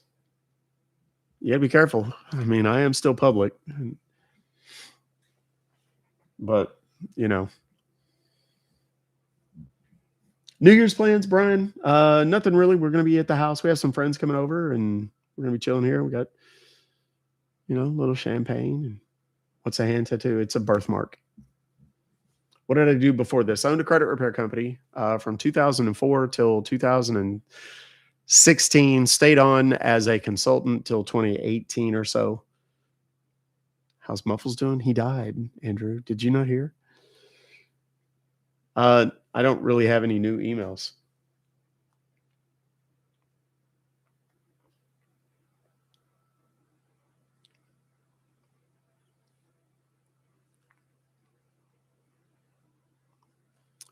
Largest mistake a judge can make is believing they're special. No, they are. I mean, they've earned it. Now, here's what's kind of weird in Texas. Small claims judges don't even have to be lawyers. Ain't that some bullshit? And the guy that I used to try a lot of my cases in front of is not a lawyer.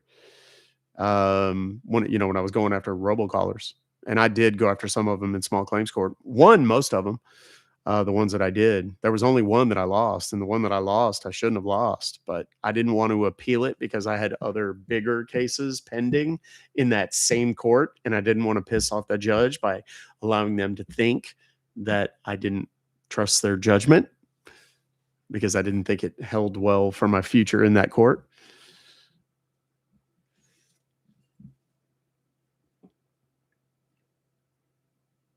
What were you saying about the 70s? Saying about in the 70s? Shit, I don't know.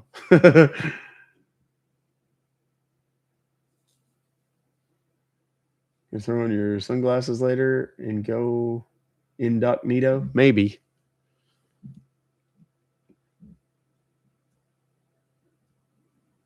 Forgot I was in Texas. No, I'm here. Been here pretty much my whole life. Moved here when I was marketing degree. Really? What state? Have you ever said what state you're in, Judge? I don't know if I know. I'm looking at your.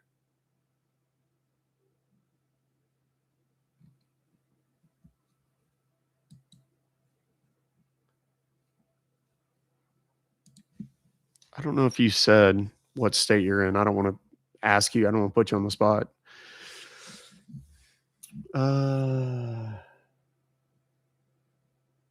What else?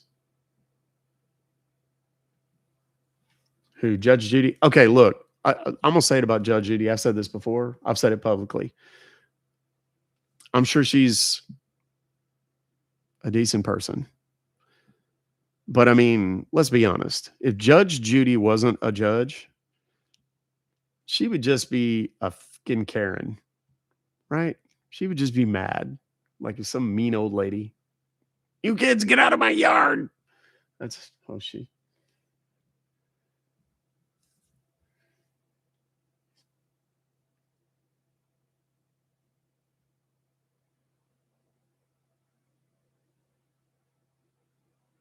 Oops, hang on, I'm looking at an account here.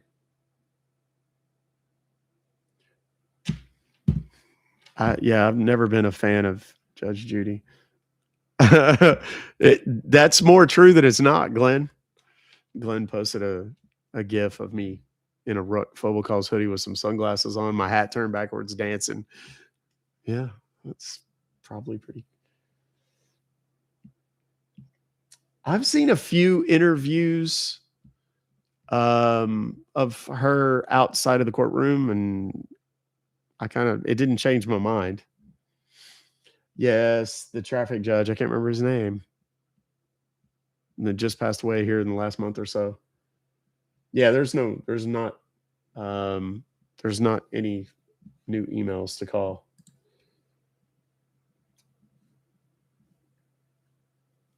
Joanne just sent me me and Vanessa a very nice email. Thank you, Joanne. That's very kind.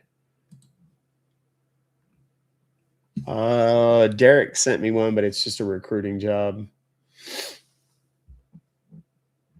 And it's a text reported as spam. That's all you can do.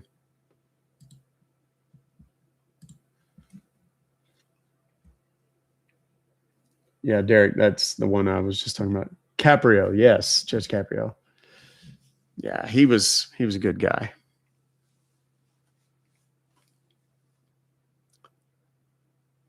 Someone complained because you're not like Judge Judy. Wow.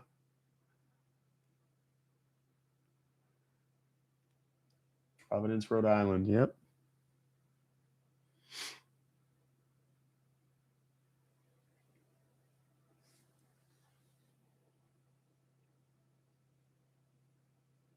Catherine, hi. Does reporting things as spam do any good? For the amount of effort it takes, I think it's probably worth it. Wonderful man, he married my sister-in-law. You talking about Caprio? Really? That's a nice person to have in the fam. Sitting in the waiting room at a doctor's appointment. I should do the thing. Judge Wapner. I remember Judge Wapner. I'm that old. I remember my mom used to always watch. I used to get home from, I think it was middle school. And my mom would be watching Judge Wapner. There were signs I should have been a lawyer. And Jeopardy. You should be a judge. A lot of problems with that. Did I mention I was in jail twice? So I don't think that would preclude me, though. Joe Brown. I've not seen Joe Brown. I mean, I know who you're talking about. African-American guy. I've seen him on TV, but I don't know him that well. I've seen some funny clips. And Doug Llewellyn. Remember that? Remember Doug Llewellyn? He was and then Harvey. Oh, what's his name? The guy from TMZ. Harvey Levin. Is that his name? He was on the People's Court. He was kind of the guy on the street for the People's Court way back in the day. Joe Mathis, yeah.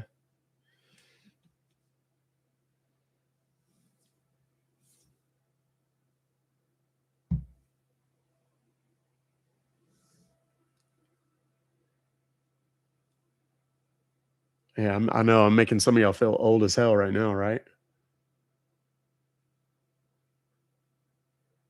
Yeah, definitely showing our ages. There are judges that have been in jail. Really? I like to think of mine as something of a civil disobedience of sorts. It wasn't really civil disobedience because I objected to a law.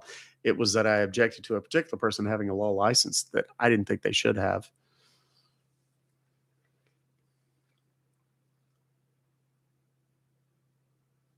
A lot of them need to be. That's probably more true than not, too. 5 minutes to Wapner. I get the reference.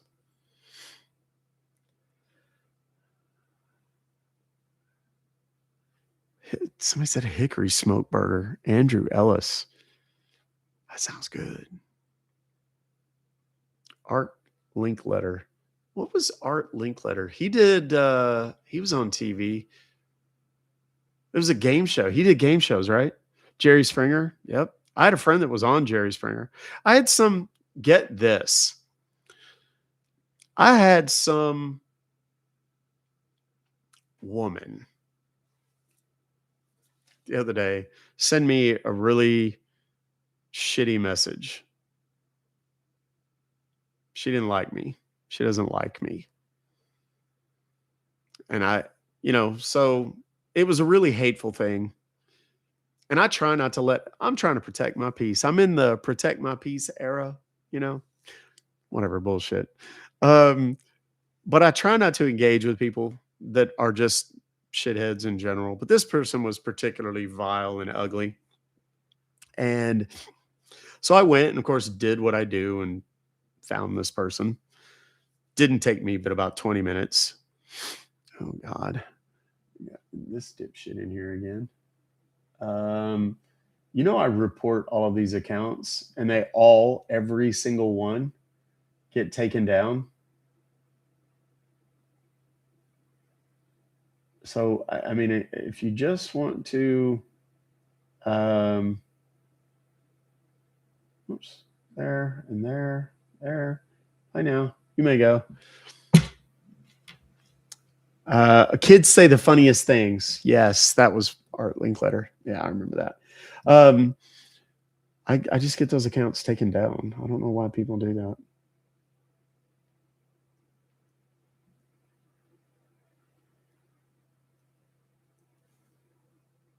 Sally Jesse Raphael. Yeah, the guy, and I'm not going to say his name. He used to run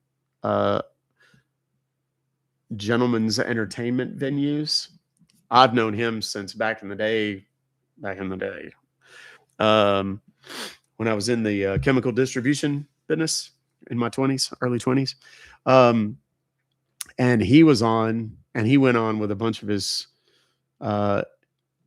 entertainer friends and, pretended like it was like a love triangle or some shit. And he was on Sally Jesse Raphael. He was on Jerry Springer, and he was on, what was the blonde-headed lady that they ended up getting rid of her show because some dude ended up offing himself or something. Oh God, what was her name? Jenny Jones. Yep. Jenny Jones. She was on Jenny Jones. And I was sitting there just, scrolling through the channels one day, and I was like, bro. And I knew that the whole thing was concocted in BS, but they literally made the run on Sally Jesse Raphael, Jerry Springer, and Jenny Jones. Yes, Matt. That is the one.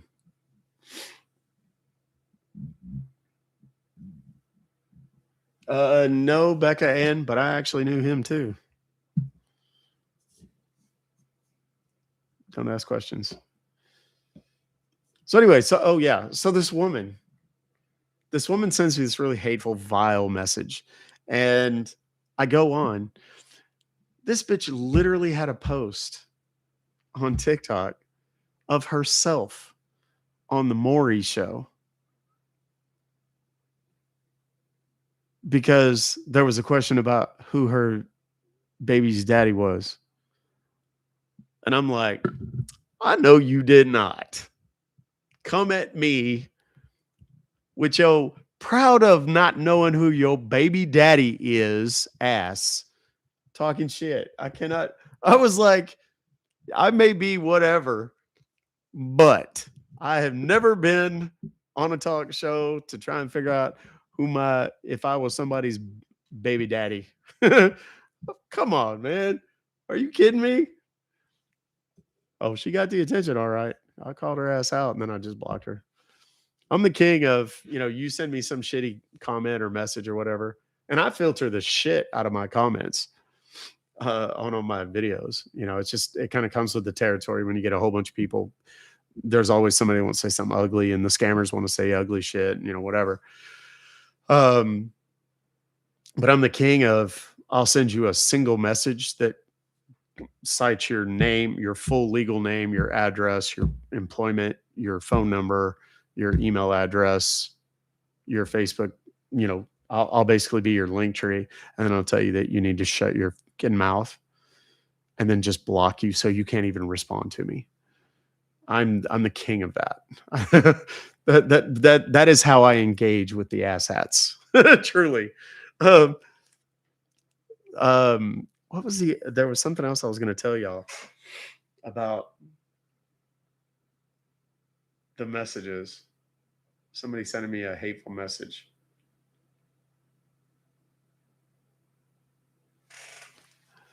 I wish I had $1 for every time somebody told me that.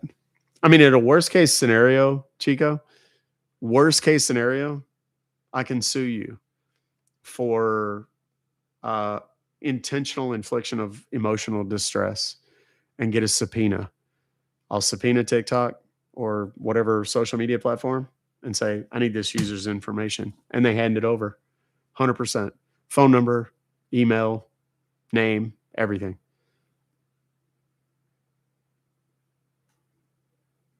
Can you call PayPal? Generally speaking, can you call PayPal? Yes.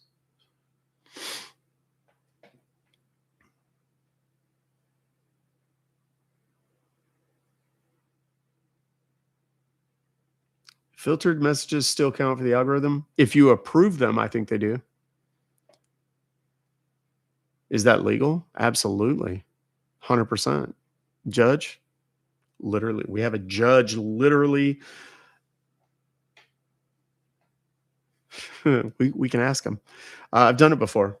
I settled a case earlier this year, a substantial case, and we didn't know who it was, so we filed against John Doe.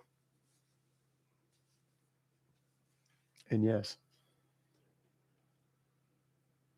I trust you. I'm an idiot. See, self-awareness is everything.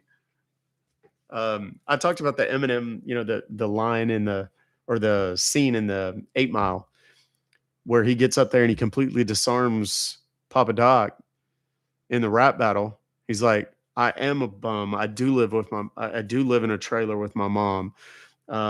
Wink did my girl, and I did get jumped by all 6 of you punks. And here I am. And he hands him the mic and he says, tell these people something they don't know about me. And the guy has nothing. He has nothing left. If you own your shit, people don't get to got you. Remember Oprah?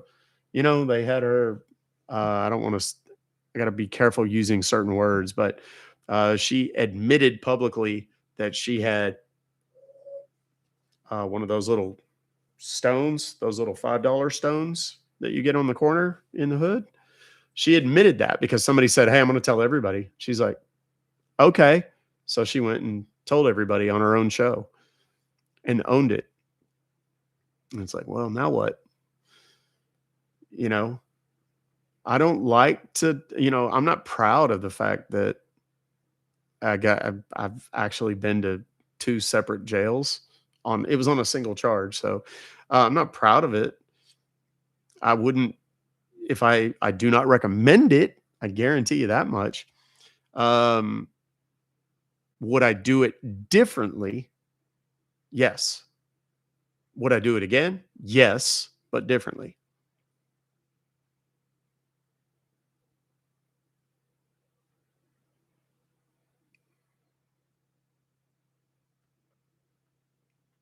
Oh, I get it. Owned. Get it. Let's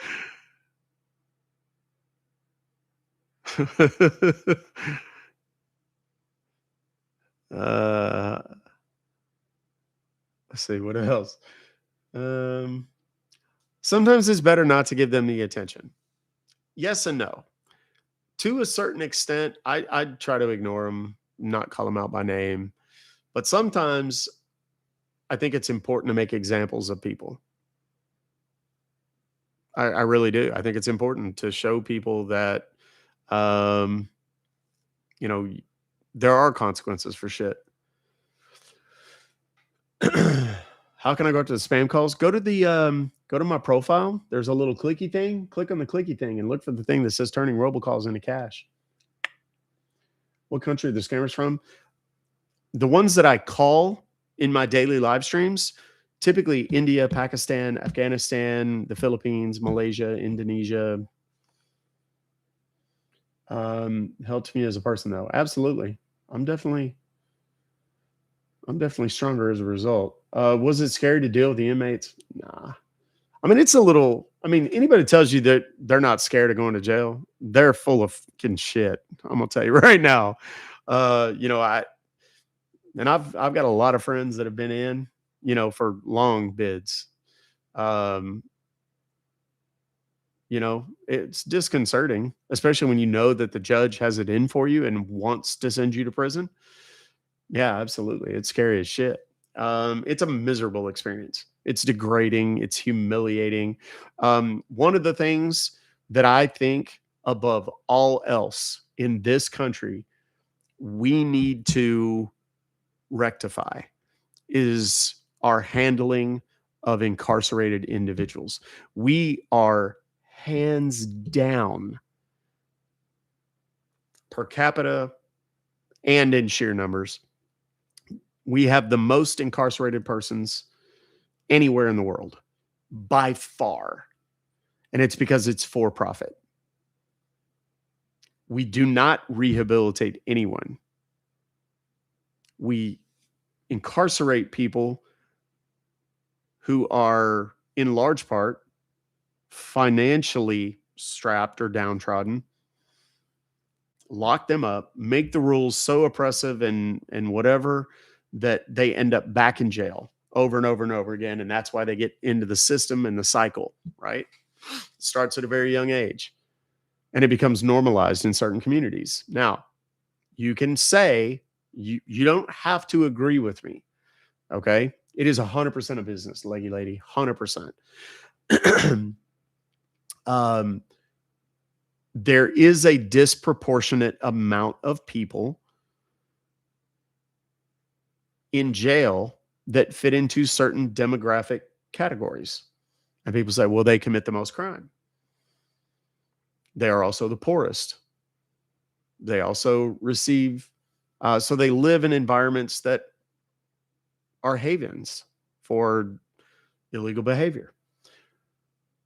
That's no excuse. They have the same opportunity as everybody else. Maybe that an argument could be made that that's not entirely true. If you've ever been to Georgia, you know it's not true, especially deep, deep, deep Georgia. Not Atlanta, but you go into deep South, Mississippi, Alabama, Georgia, things are different there. And if you don't know, I suggest you take your next family vacation there. You'll learn quick. But the sentencing is horribly out of whack. I get popped with a little baggie of whatever, and I'm going to get this sentence. A person who maybe fits a different demographic is going to statistically, this is not, I'm not making this shit up. You can actually study these numbers. There is a disproportionate sentencing for certain demographics. 100%. 100%. And if you don't know that, and you want to make the argument, it's like, well, they're committing the crimes, they should go to jail. Go look at the jails. Look who's in it. Look at their sentencing and compare it to people in other demographics. They don't get the same sentences. And it's a fact. You don't have to like it. You don't have to agree with me. You can look it up. You're entitled to your opinion. You are not entitled to a fact. Your own facts, anyway. And now, it's, you know, I'm not saying that crime doesn't happen or that it should or that people shouldn't be punished for their crimes. Yes. There's way too many people in jails in this country who are not getting any manner of rehabilitation. They are being made infinitely better criminals while they're in. They are learning new businesses and things so successful that they're expected. That's awesome. I love to hear that.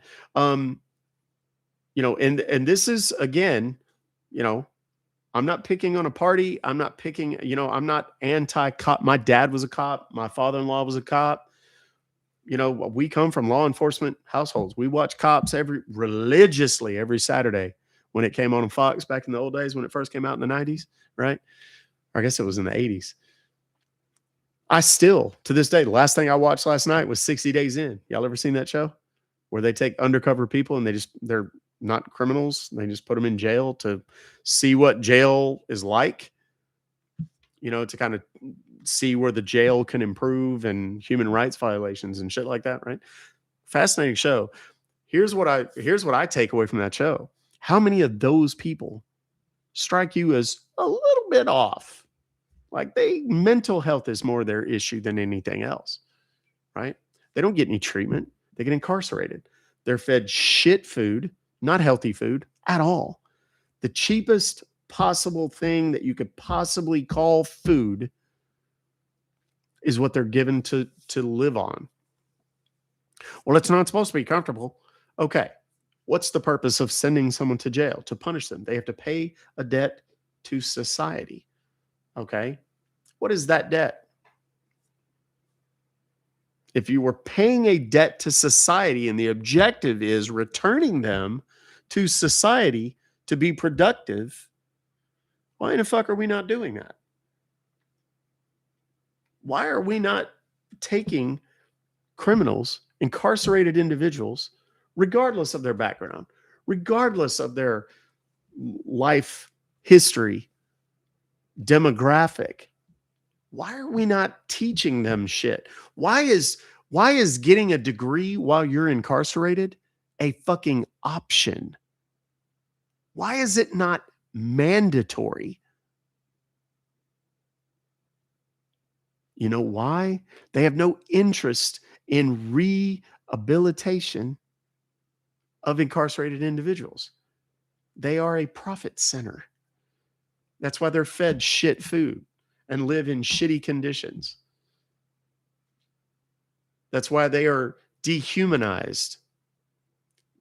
Why, when a person is convicted as a felon, are they no longer allowed to vote?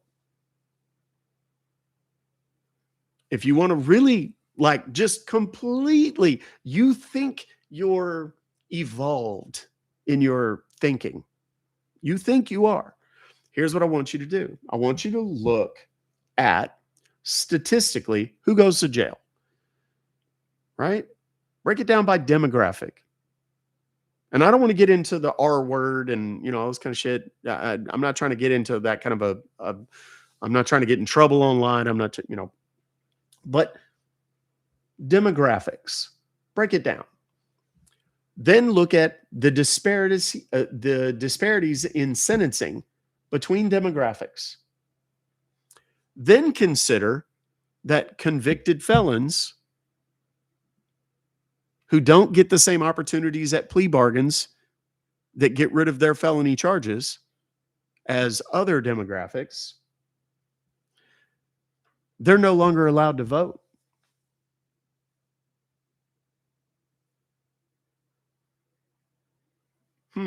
That's interesting. So if one group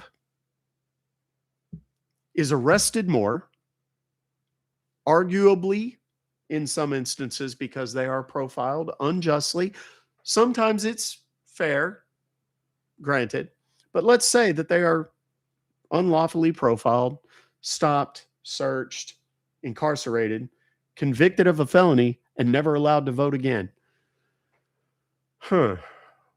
That seems like a pretty nifty agenda and a pretty smart way to do it. Am I wrong? I mean, y'all stop me if I'm like not making no sense, but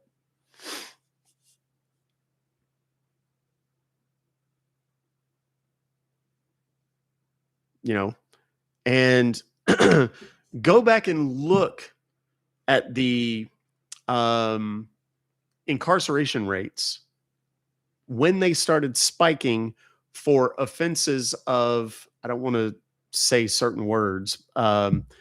This is a great Coke that I'm drinking. If it's in powder form, the sentencing is like this. You know why? Because you know who does that and can afford it? People that look a lot like me. But if it's compressed and pushed into a little chunk, and you can get it for $5 on a corner, anywhere in the hood, the sentencing for that same amount of the Coke I'm drinking, mathematically, but for this version of it that is only available in certain communities regularly, the sentencing is 10 times worse. Statistically. That's not subject to debate. That is statistical facts.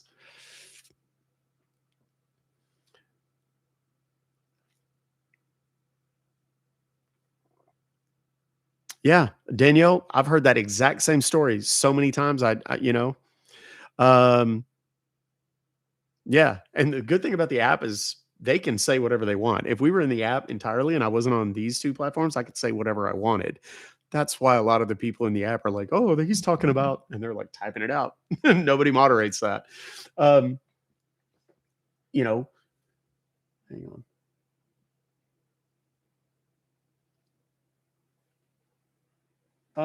If you apologize, I don't know that an apology is necessarily enough. And then who determines what crimes are worthy of an apology and worthy is whatever? But the the objective is to, I don't know why I've still got my headphones in.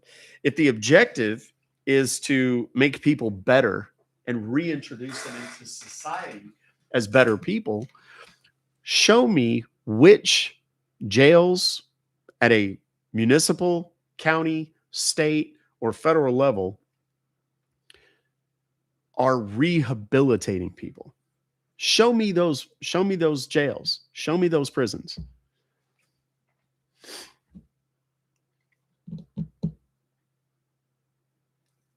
It's info at ruckfobocalls.com. You ever taken a tour of Angola? No, absolutely not. I've spent all the time on the inside that I ever wanted to. Thank you very much. Danielle, have you sent me any emails today? If the answer is no, the answer is the same for everybody because the scammers are taking the week off pretty much.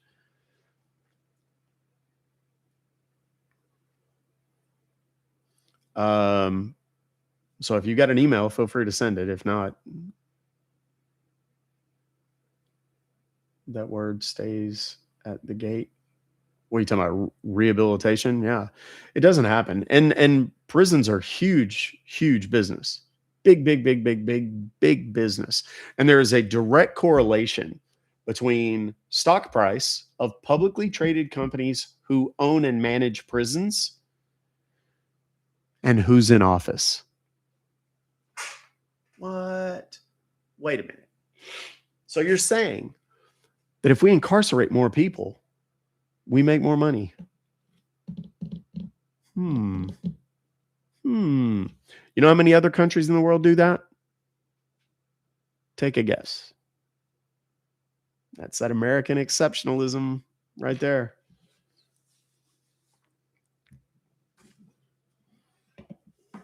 See, y'all weren't ready for that. I was like, I didn't want to have my mindset shifted or my paradigm shifted. I just wanted to hear funny calls. Sorry. It's what I came here to do, but there's just not anybody to call.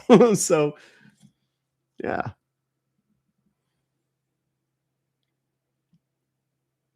Bologna sandwiches. Yep. For real, though. And the sandwiches in jail, you don't want them. Mine were wet. That's not a joke. They were literally wet. They were sitting in water. Wet bread.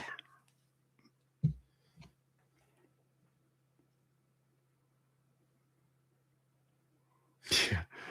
Shower was different for Diddy after earlier this year.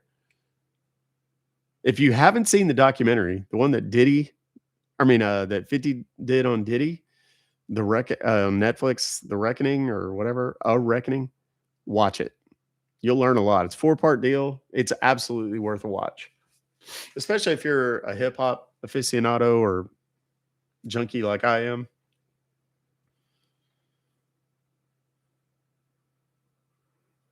Thank you, Nessa. Appreciate that. He fell. Doc confirmed I'll starve. Yep. My wife would too. She hates like if you know how sometimes like we'll get wings at a place. Wings are good if you get them at the place, but if you have them delivered or you put them in a to-go and bring them home where the heat inside the styrofoam and they get wet and soggy, my wife is 1,000% out on that. Yeah, it's on Netflix. Deborah. Yeah, that's the worst. If you go to Netflix, Linda, it's called A Reckoning or The Reckoning.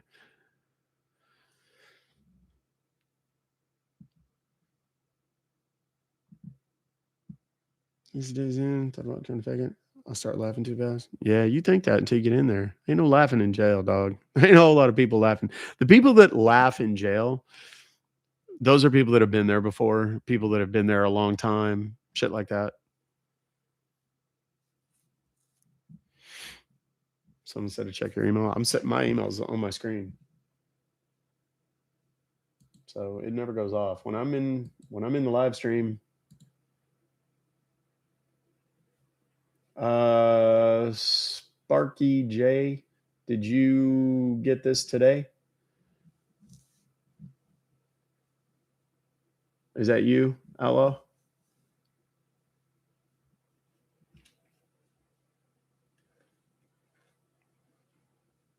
Yeah, I did just get one 1 minute ago. 50, yeah, he came with the receipts. Dude, I'm telling you, he's a crafty dude. He's a crafty dude. I wouldn't want to be on his bad side. That's for damn sure. I'll call this number and see if it works. Hold on. Who knows? Maybe we'll get a good call in. You never know. When I'm done pontificating and opining about the rights and wrongs of the world. Happy New Year, bourbon drinking man. How you doing? How you mama and them? All right, let's see what we've got. Hold on just a minute.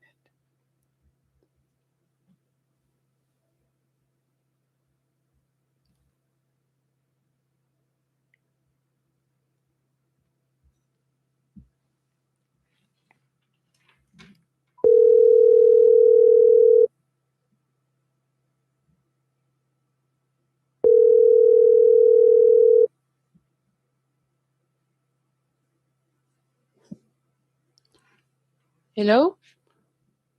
Yes. Hello? Hello, yes. What is it? Is this PayPal? No. Sorry. Oh, I'm sorry.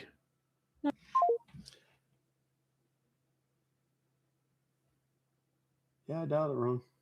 Yeah.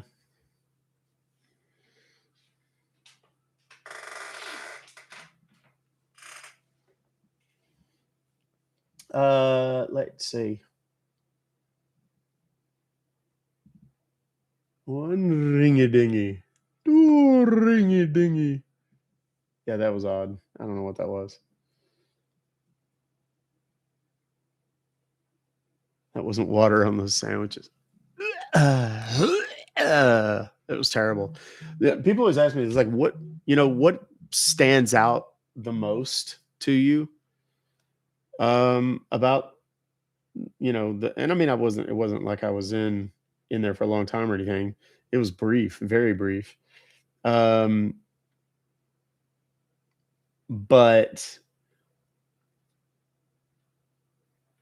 I'm just looking at all these notifications. Everything that's supposed to be hot is cold, and everything that's supposed to be cold is hot. Water. There is no cold water to drink. Plenty of cold water to shower. The food. If it is supposed to be hot, it is cold. If it is supposed to be cold, it is lukewarm or worse. Nothing is clean. Everything is filthy. Was it as scary as it looks? I don't know. I mean, I have this thing about, we've talked a lot about, me versus my wife. I'm not risk averse. I'm the guy that will gamble, literally or figuratively. I'll take a risk to start a business. I'll get a tattoo because I'm so committed to success in a business. My wife is infinitely more reserved and conservative in her decision making, and she labors over decisions much longer than I do. And I'm like, decide and go. Pick a direction and fucking walk. Like, that's the way we do it. And if it's wrong, we'll adjust. But we're not gonna get eaten by the bear while we decide which direction to run. Right. Um, the anticipation of something is very often far worse than the thing itself. What I imagined it to be was far worse than it was. It sucks. Do not mistake what I'm saying. It blows. Okay? But the thing that I kept telling myself, weaker men have survived worse. Weaker men have survived worse. I kept telling myself that hundreds and hundreds of times. The moments where I was, you don't sleep. I mean, I didn't. The whole time I was there 38 hours once and 28 hours the other time. So it's not like I was there for, days or weeks or whatever. But I was there long enough to get processed and dress out and have to deal with commissary and food and, whatever. But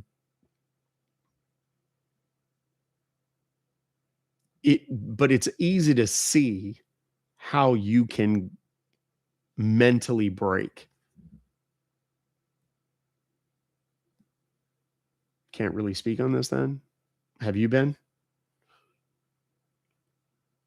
I mean, I've been there twice, 2 separate facilities. So yeah, I mean, I suppose I can. You don't have to agree with me. Um, it's shitty. It's inhumane. It's horrible. And it needs to be reformed drastically. The charge was it's very weird. It's a very little used statute. The statute, I don't remember what it was specifically, but they called it like online impersonation. But the thing was, I didn't impersonate anyone. There were quotes on the site that use the words me and my and I. So they said I was impersonating this attorney. It was horseshit. And the statute wasn't written the way that it was used. The statute was written to protect ex-wives and partners and lovers and boyfriends and girlfriends and whatever from having stuff used against them that originated during a relationship. That's really what it was for. Let's say you created a Facebook account with stolen photos, or you sent out a bunch of scandalous photos to all of my contact lists or something like that. That's what it was written for. But they tried to use it for me because I built a one-page website critical of an attorney that made no misstatements of fact whatsoever. There was no contact information. There was no way for me to gain from it. It was simply an act of consumer advocacy where I put out information that I felt like anybody that was considering hiring this attorney should know. It remains true to this day.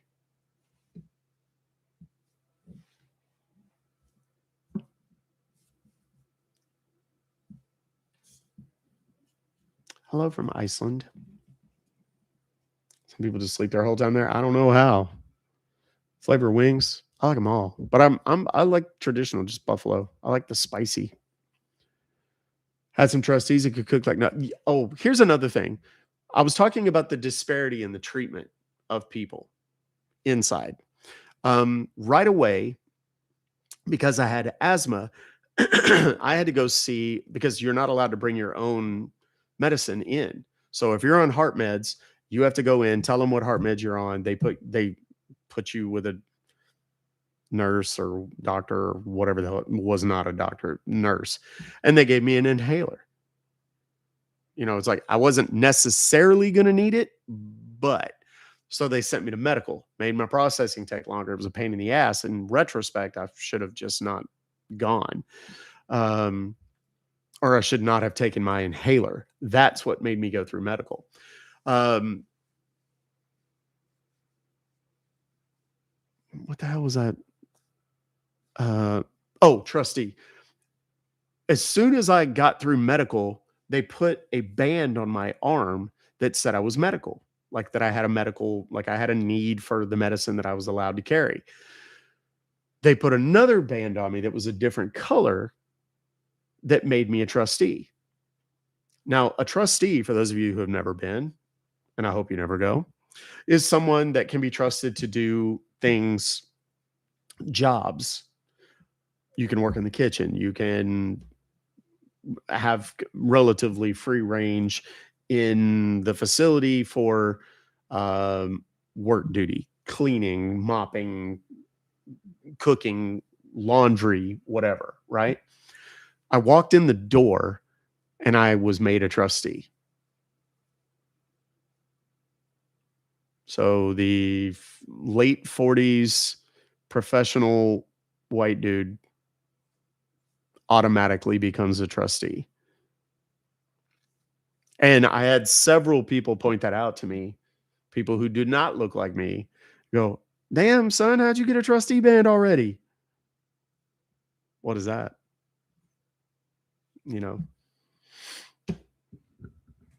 Interesting.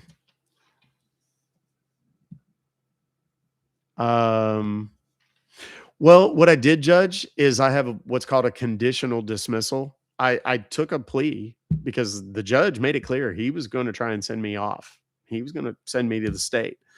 And they tried multiple times to revoke the probation and adjudicate. And they were going to try and send me off, right? Yeah, I got profiled. um,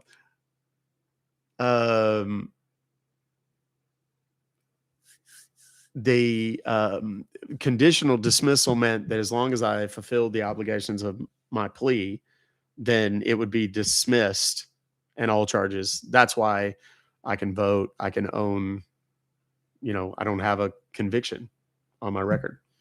So technically I'm not a felon, but it was a felony charge that I was picked up on. 3rd degree. Nothing to do with past experience, education. They didn't ask me any of those questions, Julie. None.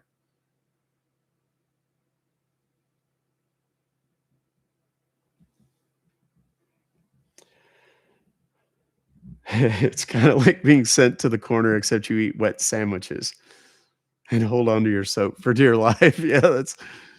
It was years ago, like 2017, something like that.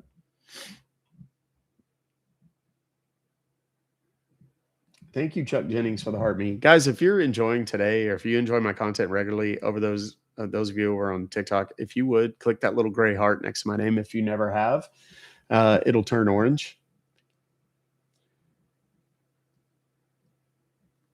Happy New Year, Annie. Yeah, I mean, what I dealt with was nominal and minuscule at best. But I do remember standing there every time I had to go before the judge and thinking to myself, I'm a smart, older, privileged white guy. I'm educated. And I couldn't understand all the shit that was happening to me in that courtroom, in the pre-sentencing hearing, in any of the shit. I couldn't keep up. It is intentionally made extraordinarily difficult so that you are not going to successfully navigate that if you don't have your wits about you. You have to pay here, here, here, here, and here. Some of your court costs are paid to a general fund. Some are paid to the individual court. Some are paid to this. Then you've got to do your like your probation. You have hearings and all this kind of crazy shit that you got to go to.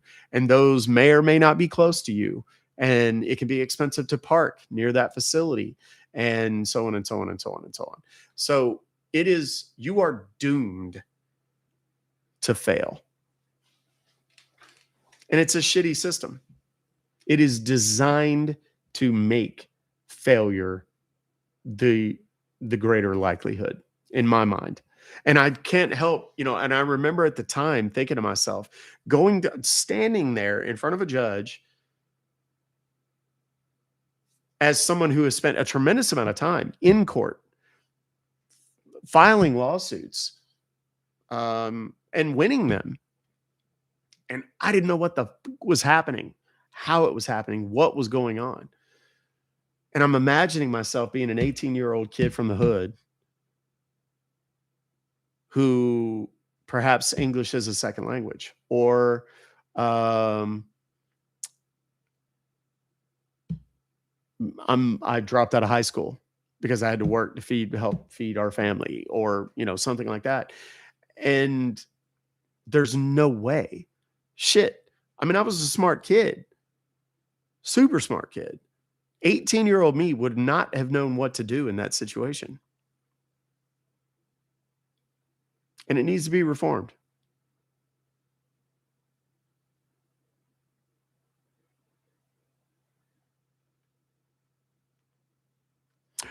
It was not expungible because of the charge and because of the plea. It was not expungible. That's why I didn't have it expunged. I'd love to, but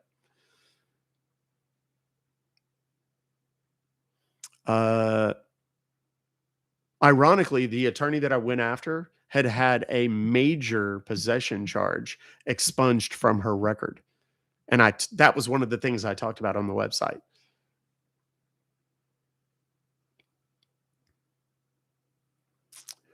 Asked me to go get his gun, put it in my pants. Gun was a Glock. Went my pants down and had to drive across town with that damn gun in my pants. Wow. My dad wouldn't do that. My dad would go, "Hey, boy, go get my handcuffs." And I have to go get the handcuffs out of the house because he's arresting someone in our front yard. That happened multiple times.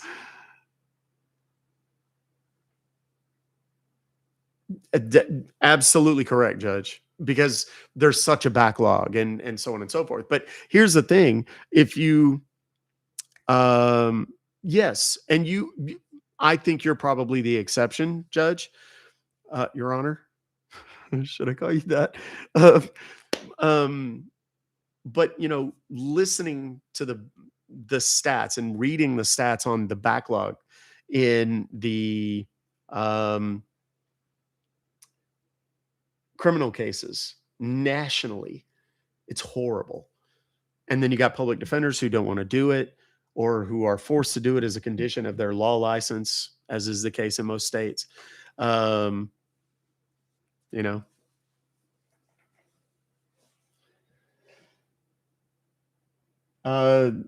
judge in my case was a guy, and to the best of my knowledge, he is a judge. He's run unopposed for 20 years, and he's an absolute asshat. The lawyer, I don't know if she got her law license back or not.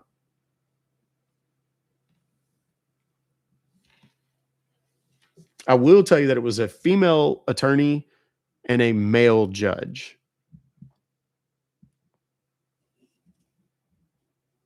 So deduce from that what you will.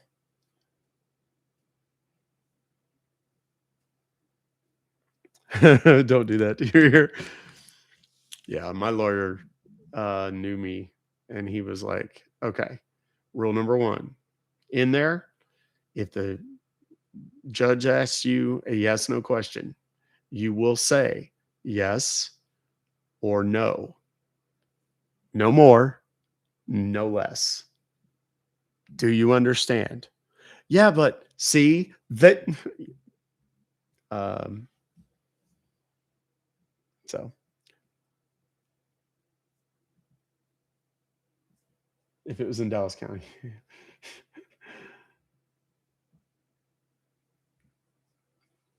Yeah, there was a lot of weird things that happened throughout the entire process, right up to the point where they intentionally didn't give me some of my paperwork that had the date that I would have to show up on. And I had been asking for it for months. I had proof that I had asked for it for months. I had fulfilled every obligation I had in terms of community service hours. My community service hours, I got 160 community service hours. 160 for someone with zero criminal record. Hadn't even had a speeding ticket in 10 years. And I got the absolute max on everything. Star, have you sent me any emails? If your answer is no, same as everybody else. Did I see Carrie Ann's message?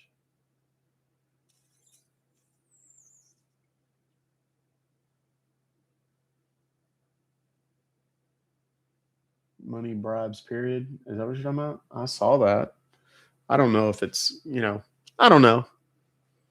I wouldn't want to besmirch the good name of an elected official, and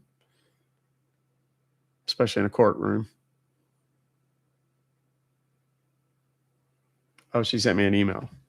Let's see.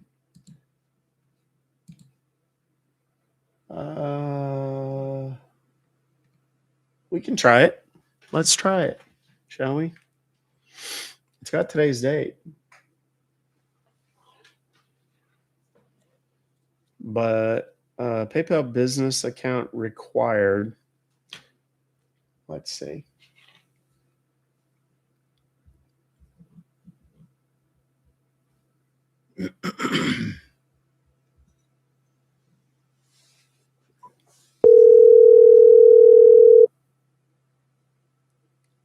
Hello, thanks for calling. How can we assist you today? Yes. Is it? Who is this? This is the customer service support agent department. How can we assist you today? Okay. Well, I got some weird email saying something about there's a problem crediting my account or something. $75 because my All account right. is not a business or something. I don't know what's going on. This is weird. Let me have your first and your last name so I can look on the database real quick. Yes. First name is Cleveland, Cleveland.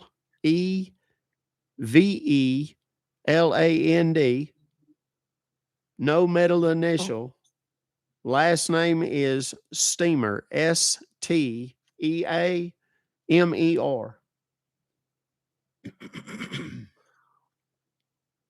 And the pending transaction is $75, correct? Yes, that's what it says here in the email. All right. We notice your account is a personal account and the payment was sent from a business account, correct? Well, apparently. All right. I'll be guiding you through on how to get your account verified in order to be accepting payment from a business account next time. Are you ready? Mm-hmm. We will need to authorize this transaction through. What? We need to authorize this transaction through Cash App and get your account verified. Do you own a Cash App account? Oh, yeah. Okay. Our check-in department will be sending you a confirmation text message now, and I'll be guiding you through the next step real quick. So All go right. into your Cash App. All right.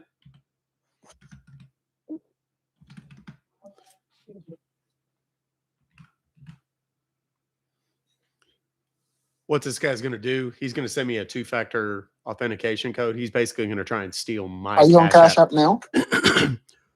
Yeah, I just got it pulled up here. Yes. All right. On your Cash App, can you see your cash balance? Well, it's connected directly to my account, so it just comes directly out of there. But there's plenty of money You're on the in my- Cash App, right? Yes. And you can see cash balance, right? Yes. How much does it say is on your cash balance right now? $3,648.06. Okay. It says 3,000 and some amount, right? Yes. All right. Can you see where it says add money down there? Yes. All right. Click on add money. Okay. Now what? After clicking on add money, click on the 3 dot. Uh-huh. So after clicking on the 3 dot, you have to enter the lowest of your new limit, which is a temporary deposit that's coming from our checking department. It's not coming from any of your account. So the lowest of your new limit will be $2,000 daily. So type in the amount 2,000. Okay. I need to put in 2,000. Yeah, type in 2,000, then click add. All right. Got it.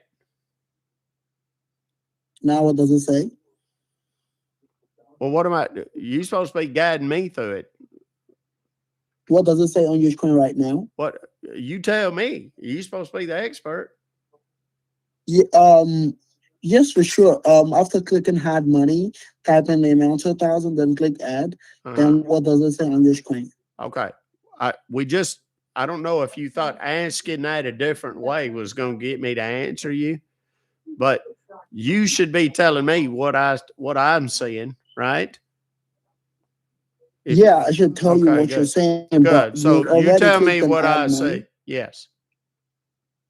Yeah, what does it say on your screen right now, sir? You keep asking me the same damn question over and over again. After you tell me what should should I be saying on my screen right now, son? I'm trying to verify. It should say you added $2,000 to your balance. Yes. Then now what does it? That's what it says. Yes. Now your balance says how much? Are you kidding me right now? Do I Huh? got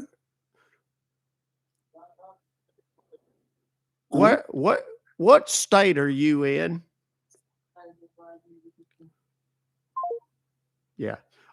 He's getting a bunch of calls right now because I just posted and pinned his number. Basically what he's Hello, sir. Yes, we got disconnected or something. Yeah. So are you ready to follow the instructions? I've been following the instructions. You said you were going to guide me through this process. Now you asking me questions. That's not guiding me. Yeah, if I hire a guide to take me know. through Yellowstone National Park, the guide doesn't walk up and go, "Which way do we go?" The guide says, "This is what you're going to see. This is what's going to happen. This is the direction we're headed." You're asking me questions. You just need to tell me what you're seeing on your screen, okay? Okay. Well, we've already covered that. Well, here's the thing, Sport. I know you're a fucking scammer, and I'm absolutely going to. Oh, no, little boy. No. He was very angry. Please leave your message for 5 to set up your voicemail inbox for the first. Oh, he doesn't have his voicemail set up. That's tragic. Please leave your message for 5.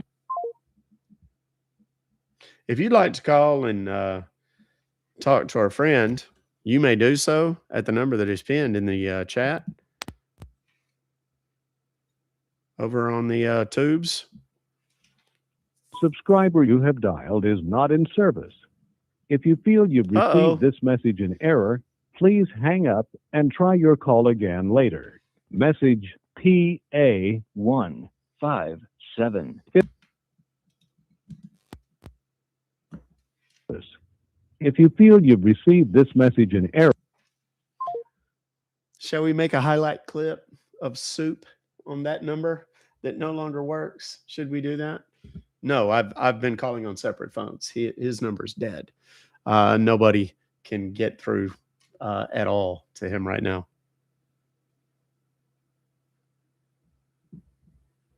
So this little fellow's done for the day. So we have done good work, boys and girls.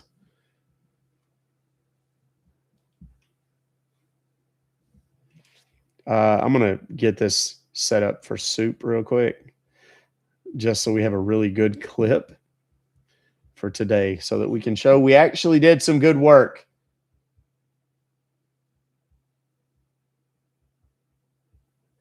Oops.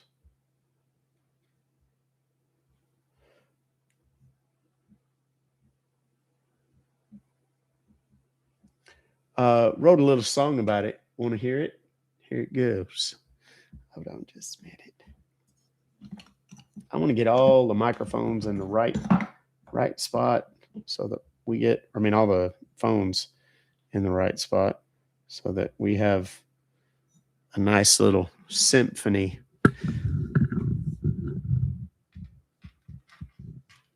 the subscriber you have dialed is not. 573730995. PK1850656.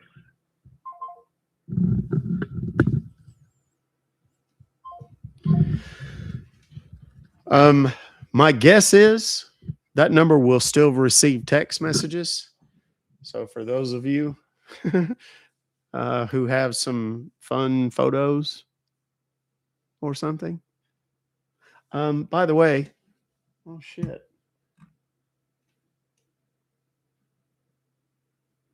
This email came from, I'm not going to say the whole email all at one time because I don't want to get in trouble for giving out personal information. But here's what I am going to do. For all of you that are on the app, I'm going to tell you the email, and you can sign them up for whatever you want, whatever subscriptions or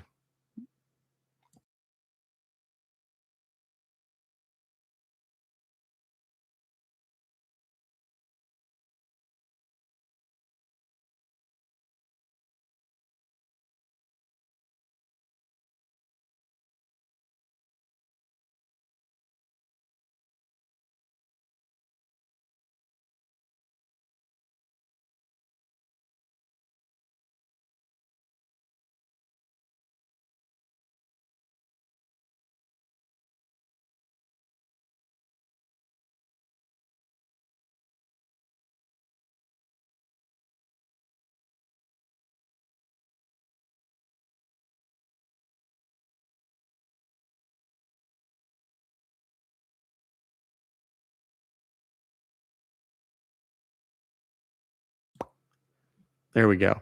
There we go. If you're in the app, you now have the email address, and he's about to get a whole bunch of health insurance calls. And I'll tell you another one. And people say, oh, this is diabolical. Can you repeat that? No, I cannot. I did not say it. It is pinned in the app right now.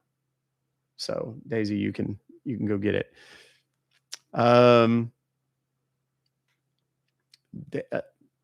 If you are selling a car on kellybluebook.com, for example, and you put in your information, within about 45 seconds, you're going to get hammered with calls from car dealerships wanting to buy your car. Really what they're trying to do is get you to come in. Maybe they want to buy your car, but more likely they want to sell you a new car. And you will get hammered with calls. The same is true for health insurance quotes. you enter someone's phone number, name and phone number in a health insurance quote form online, and that is forever. Real estate, yeah. Cheers, Goose. Yeah.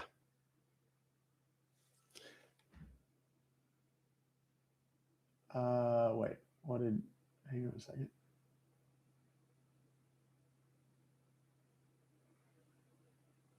Yes.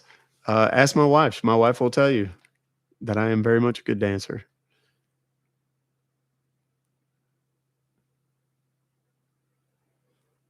That was kind of the seal the deal moment for us. Can they track it back to you? Technically, yes. If you have a VPN, no. Now, as long as you don't put any of your own personal information in there,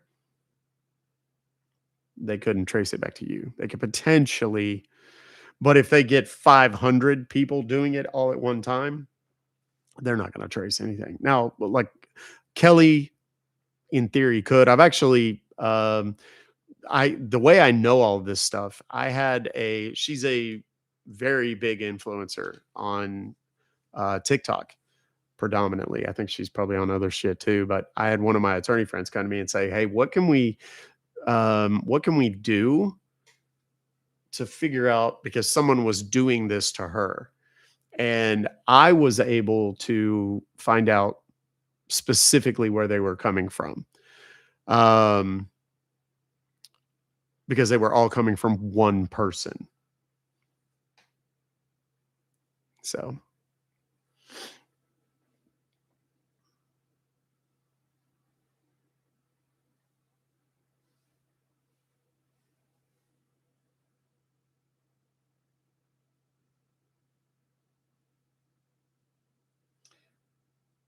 Columbia, Missouri. Yeah, it's fake.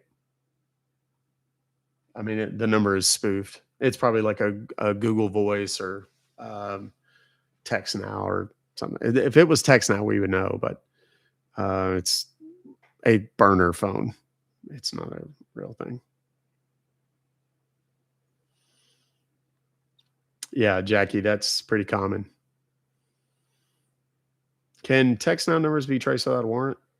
No. That's one of the reasons all of my phones can't either, for the same reason.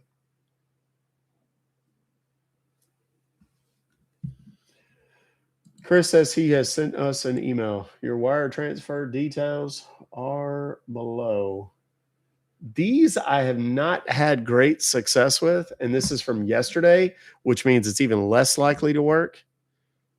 And I called this one yesterday.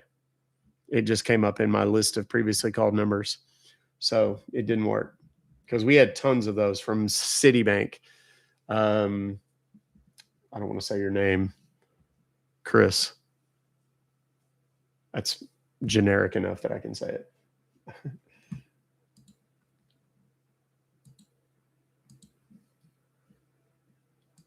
it. Carrie sent us one. It is from today. It is incomplete. It did not have a screenshot. So Carrie, if you're watching, I need you to send me the full email. Just forward the email to me, but make sure that it forwards whatever attachment or photo or information with it.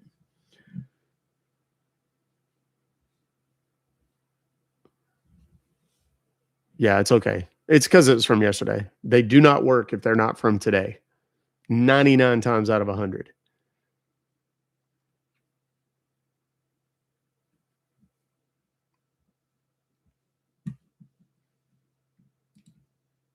So, yeah, that guy that we called earlier, he's done.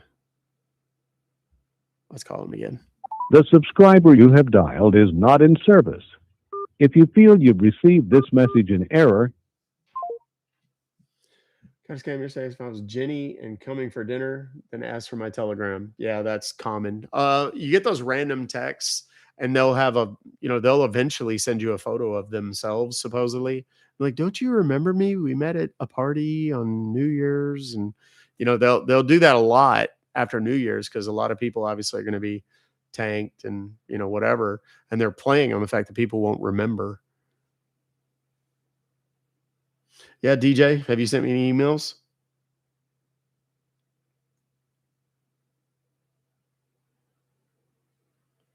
The Attorney General office, and yeah, I mean they can do that in any state, but they don't, generally speaking. Some states are really good. I was actually vetted by the state of Ohio, the Attorney General's office in the state of Ohio, when my kit went super popular, and I was all over the news in Ohio. Ironically, yes, in Dayton. And I got a call from, well, I got a letter first. So I called the AG's office in Ohio and I was like, I got this letter and you're demanding all these records and blah, blah, blah. I don't live in Ohio. So I already know that I'm not required to send these to you, but I will send these to you as a courtesy in the interest of showing you that I am legit and that I'm doing, um, what I'm supposed to be doing. If you can't hear me, fellas, you need to go out and come back in. Guy's name was Brandon Duck. I don't know if he's the assistant attorney general. Hang on, let me see if he's still there.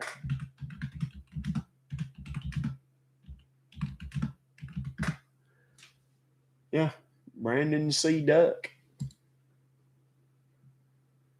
Oh, he may, you know what? He may not be there anymore. I was in a news story alongside Dave Yost, who was the there he is right there, Brandon. He is in there. Just that link was bad. But yeah, you can look it up.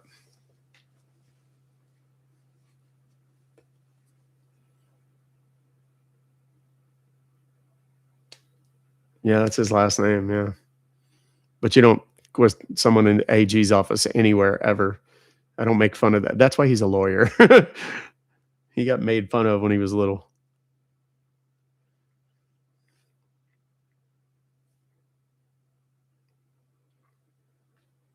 Yes, Patrick, you can.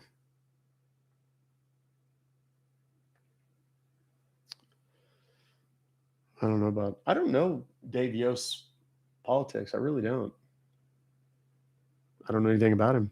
I was just in a news story with him.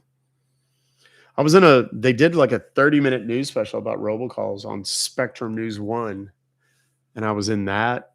And then there was another one, another Spectrum news outlet did a smaller story specifically about me and the kit that he was in.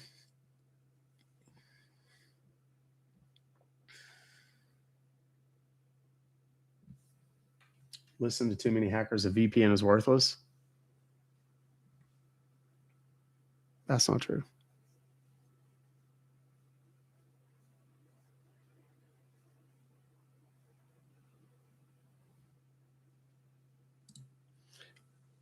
Told you what was playing on your computer. Yeah. A lot of times the word hacking gets thrown around a lot. There's a difference between hacking and social engineering. Hacking is, I have found a vulnerability in a program or something on your device, and I exploit that vulnerability to gain access surreptitiously without you knowing. Social engineering is where I talk to a scammer and they say, okay, we're going to have you fill out an online cancellation form. Go to ultraviewer.com, blah, blah, blah, blah, blah. Give me the user ID and the password. You didn't hack me. If I give you my email and the password to log into it, did you hack me or did I just give you access? So there's a little bit of a difference there. Oh, I'm glad you like it, Josh. We are slacking hardcore on the likes. There's only 1,800 people in here. Everybody, do me a favor. Give me 100 little taps. You can just go like that on the screen. Let's see what happens to the numbers. If nothing but taps.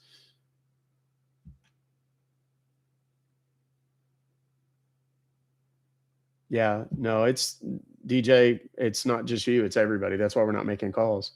So everybody tap the screen right now and watch what happens. There's 1,800 people in here roughly right now. Let's see what happens.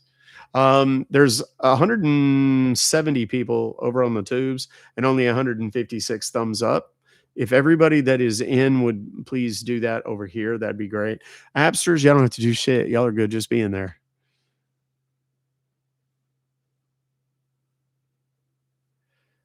Happy New Year's, Judge. Yana. Let me get rid of this.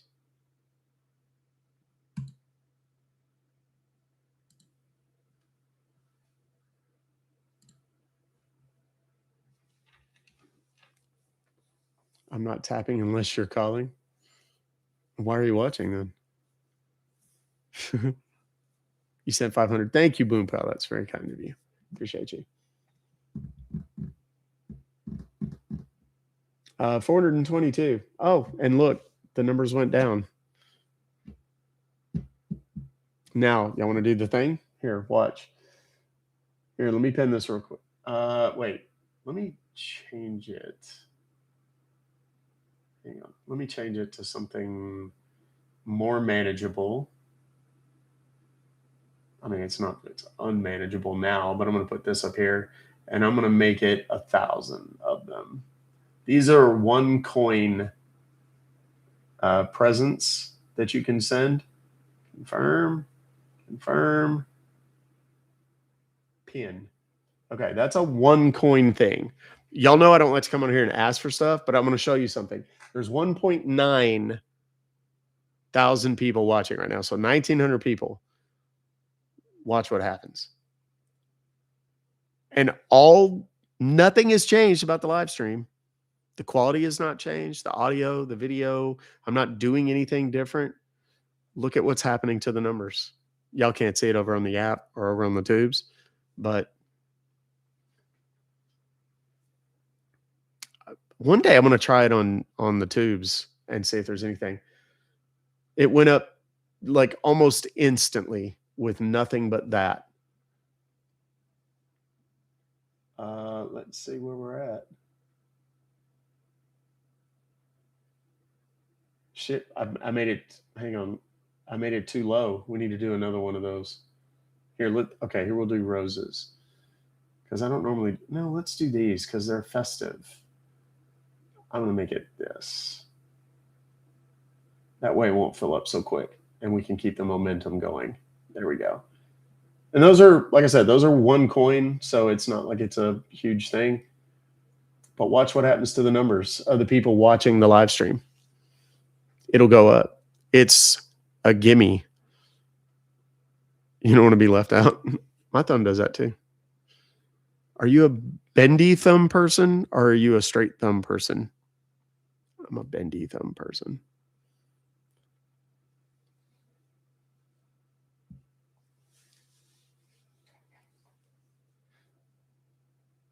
I think it's flying now. Yeah, we got pushed out. There's more people in here. Super bendy. Oh yeah. Nessa's a weird bendy. She can like take her fingers and like do all these weird, stupid human tricks with her. Send an email just for my opinion. Let's see what it says.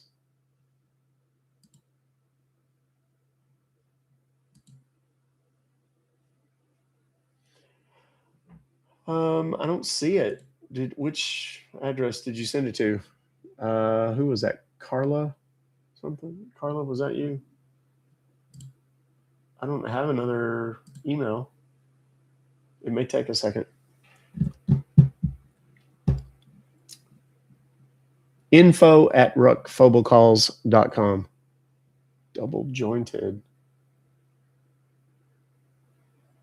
I'm watching for both the app and the talk. Oh, look at you. double dipping. Info at ruckfobocalls.com. I don't see it. Did it have an attachment? Hey, oh, thank you. Who was that? K something?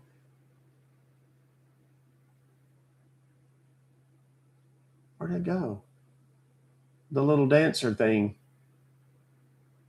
Air dancer. Ken M. Thank you. Okay. Let's refresh one more time, see if anything's... Nope, still nothing. I don't have anything.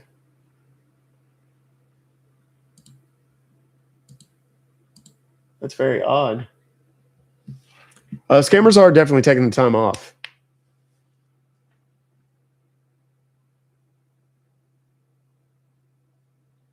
I'm trying to see. Oh, you know what? I may have set it too high because it slowed way down. Likes are definitely going up. Well, I asked for that. So I didn't get a haircut yet. My hairstylist is out until next week. I was like, who authorized that?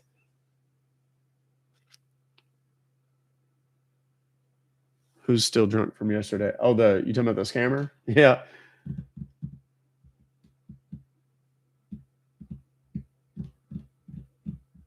Look for something pretending to be PayPal, Geek Squad, Best Buy, etc.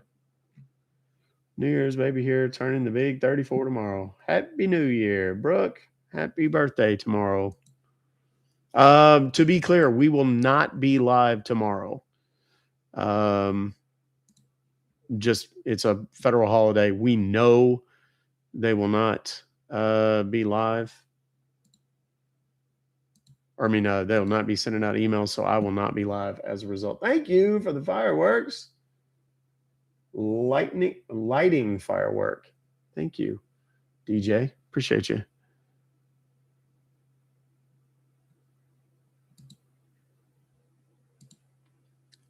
I do have some emails and stuff that I'm going to be, and some messages from people in the app. So if I haven't answered you yet, I didn't do it this morning.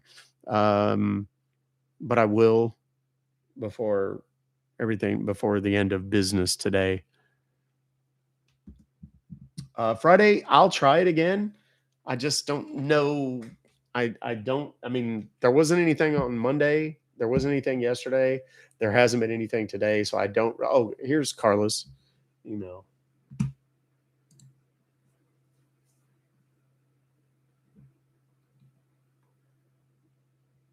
Yes. Okay.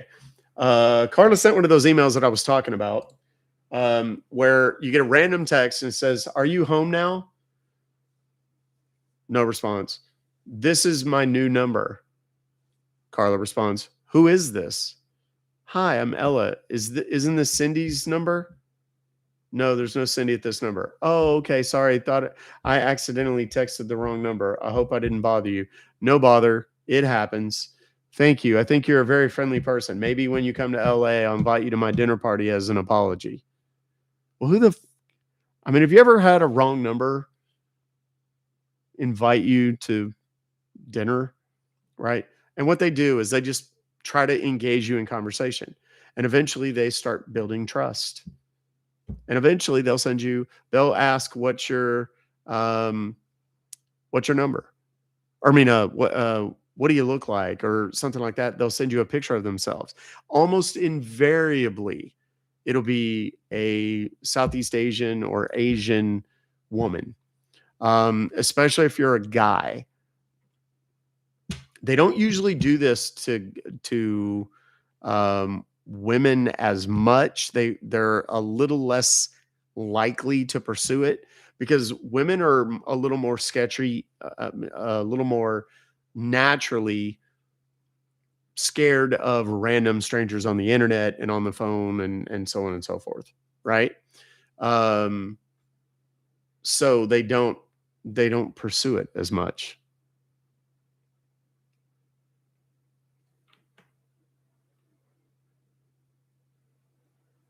A little couple, let's go say someone else met me at New York Fashion Week. Yeah. And the people that always have the same kind of backstory. I'm in real estate. I do investments. They always, you know, I'm wealthy. Here's pictures of me shopping at um, Tiffany or Cartier, and they always show pictures of themselves, you know, very oddly showing the Rolex logo on their watch or their Harry Winston bag, or, you know, I'm out shopping, and it's fake. And they're trying to make you think they're rich and that you want to be like them and they're trustworthy and so on and so forth. Just ignore them. I'm a billionaire and I want to share with you. Thanks, Greg. Yeah. Anytime that anybody wants you to leave the platform you're on, even if it's on your own phone number, to go to Text Now, Zangy, Signal, WhatsApp, Telegram. I think I said one of those twice. That it's a dead giveaway. It's a scammer. VPNs are garbage. No, that's not true. If they were garbage, hackers wouldn't use them, and they do.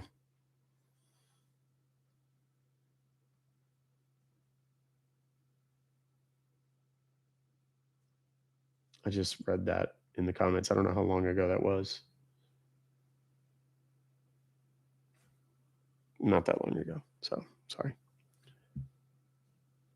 Yeah, serial killer is asking you to come to a dinner party. That seems legit.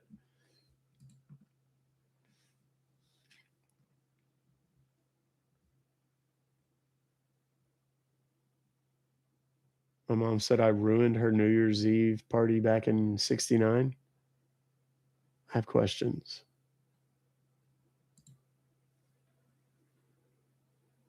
Offering patients innovative options for penile enhancement. Awesome. That fellow that sent that email, he's going to have a fun inbox for the next 48 hours or so.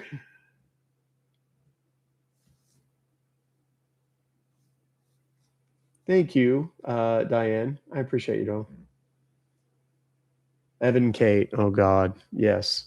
Supercar Blondie. Look her up. Supercar Blondie she's a major influencer on YouTube. She has millions of subscribers. And the Evan and Kate thing is people, whoops, I hit a button on my keyboard. And they use her photos all the time to create fake accounts.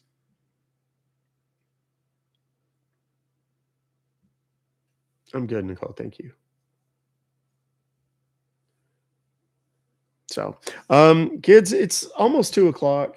Oh, Amy, thank you. That's very kind of you. I appreciate that. That's very, very kind of you. Thank you. That's going to be my last super chat of the year on YouTube. If there's a new YouTube update or whatever, every day this week when I come into live, it makes me wait the 5 minutes before talking like I'm a new sub, and I can't figure out why. Do you have a VPN? It may not be recognizing you. That's the only thing I can think of. I have some difficulty. Like, I can make my wife's car payment online, but I cannot make my car payment online. It is blocking me. And I'm wondering I was thinking about this last night because I was trying to do it last night. And I was trying to figure out if maybe it was my VPN that was doing it. Okay, now Jackie is my last. Thank you, Jackie. Her very first ever was my very last one for the year. Thank you. You're on your cell phone. Huh. I don't know. VPNs will do some weird shit. It'll I'll try to log into some of my payment processing stuff, like the payment processor we use. And it'll say there's something weird about this login. We don't recognize it because my VPN rotates constantly. So, like today I'm doing it from Dallas. Tomorrow it's Colorado. The day after that it's New Jersey and whatever. So it doesn't recognize it automatically. That's the only thing I can think of. But I want to tell each and every one of you that I have enjoyed 2025. almost as much as I am excited about 2026. Big things, new things, fun things. Hopefully, we will increase our impact, not only here in the States, but in our, for our friends in Canada and the UK and Australia and New Zealand and everywhere else around the world, that we have some measure of impact. I hope that we're able to increase and build on that starting tomorrow and the next day. This year, like every year, has had its ups and downs, and we press on, undaunted, unflapped, and we're going to keep doing what we do because the mission is more important than any bullshit online. So I love and appreciate every single one of you guys. I really, really genuinely mean that. It's true because I'm not one of those battlers who only talks to you if you send me big universes and shit. I see that a lot. 2025 was a brilliant year. Oh God, drawer. It's got one of those things where you can put your keyboard in and it flops down. It scared me. 100,000 on YouTube. Thank you, YouTube. Top 5 in Live Fest. That was technically in 2024, but the award came in 2025. We got to 1 million followers over on TikTok. That was a big hurdle. The app, we went over 5,000. Those are all big accomplishments, but I please understand that it is not lost on me that none of that is possible, that each and every one of you that come in here every day, or most days, or you watch all the content, you like all the content, you give me the thumbs up and the tap in the screen, and of course all the monetary stuff too. It all goes toward the greater good, and I am without words sufficient to express my gratitude to each and every one of you guys. My Absters are still my favorites. But it all kind of goes together. And I hope that everybody has a wonderful time tonight, however you celebrate or choose to celebrate, whoever you're with. Be safe, be smart. Don't drive if you've been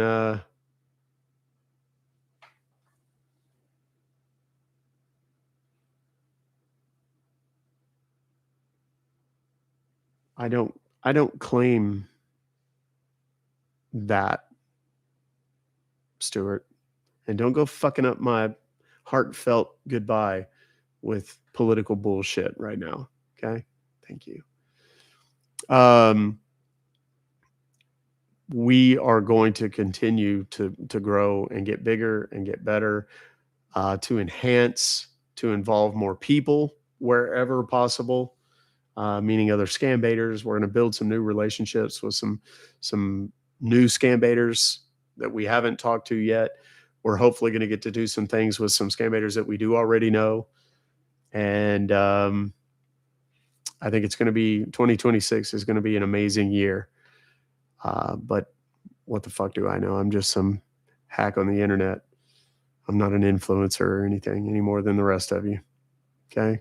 So enjoy your evenings. Be safe. Don't drive if you've partaken in any of your chosen recreational activities, whatever they may be. No judgment. Have a blast. Be safe. Hug your loved ones. Tell them that you care. Tell them that you love them. And let's all move into 2026 bigger, better than ever. I will not be live on the app or YouTube tomorrow or tonight. I might go live for a little while tonight around celebration hours, just to kind of say hi and Happy New Year to everybody. So if you don't follow me on that platform, you won't get to see it. But if you don't, you should. I can't wait to see you guys next year. Okay. And for the last time this year, Love yourselves, love each other. Take care of yourselves and take care of each other. I firmly believe in my heart of hearts that we could overcome any challenge, any adversity, solve any problem that we face as a human collective if we just do those 4 simple things. Love yourselves, love each other, take care of yourselves, and take care of each other. Simple as that. Happy New Year, guys. Ruck Fobocalls.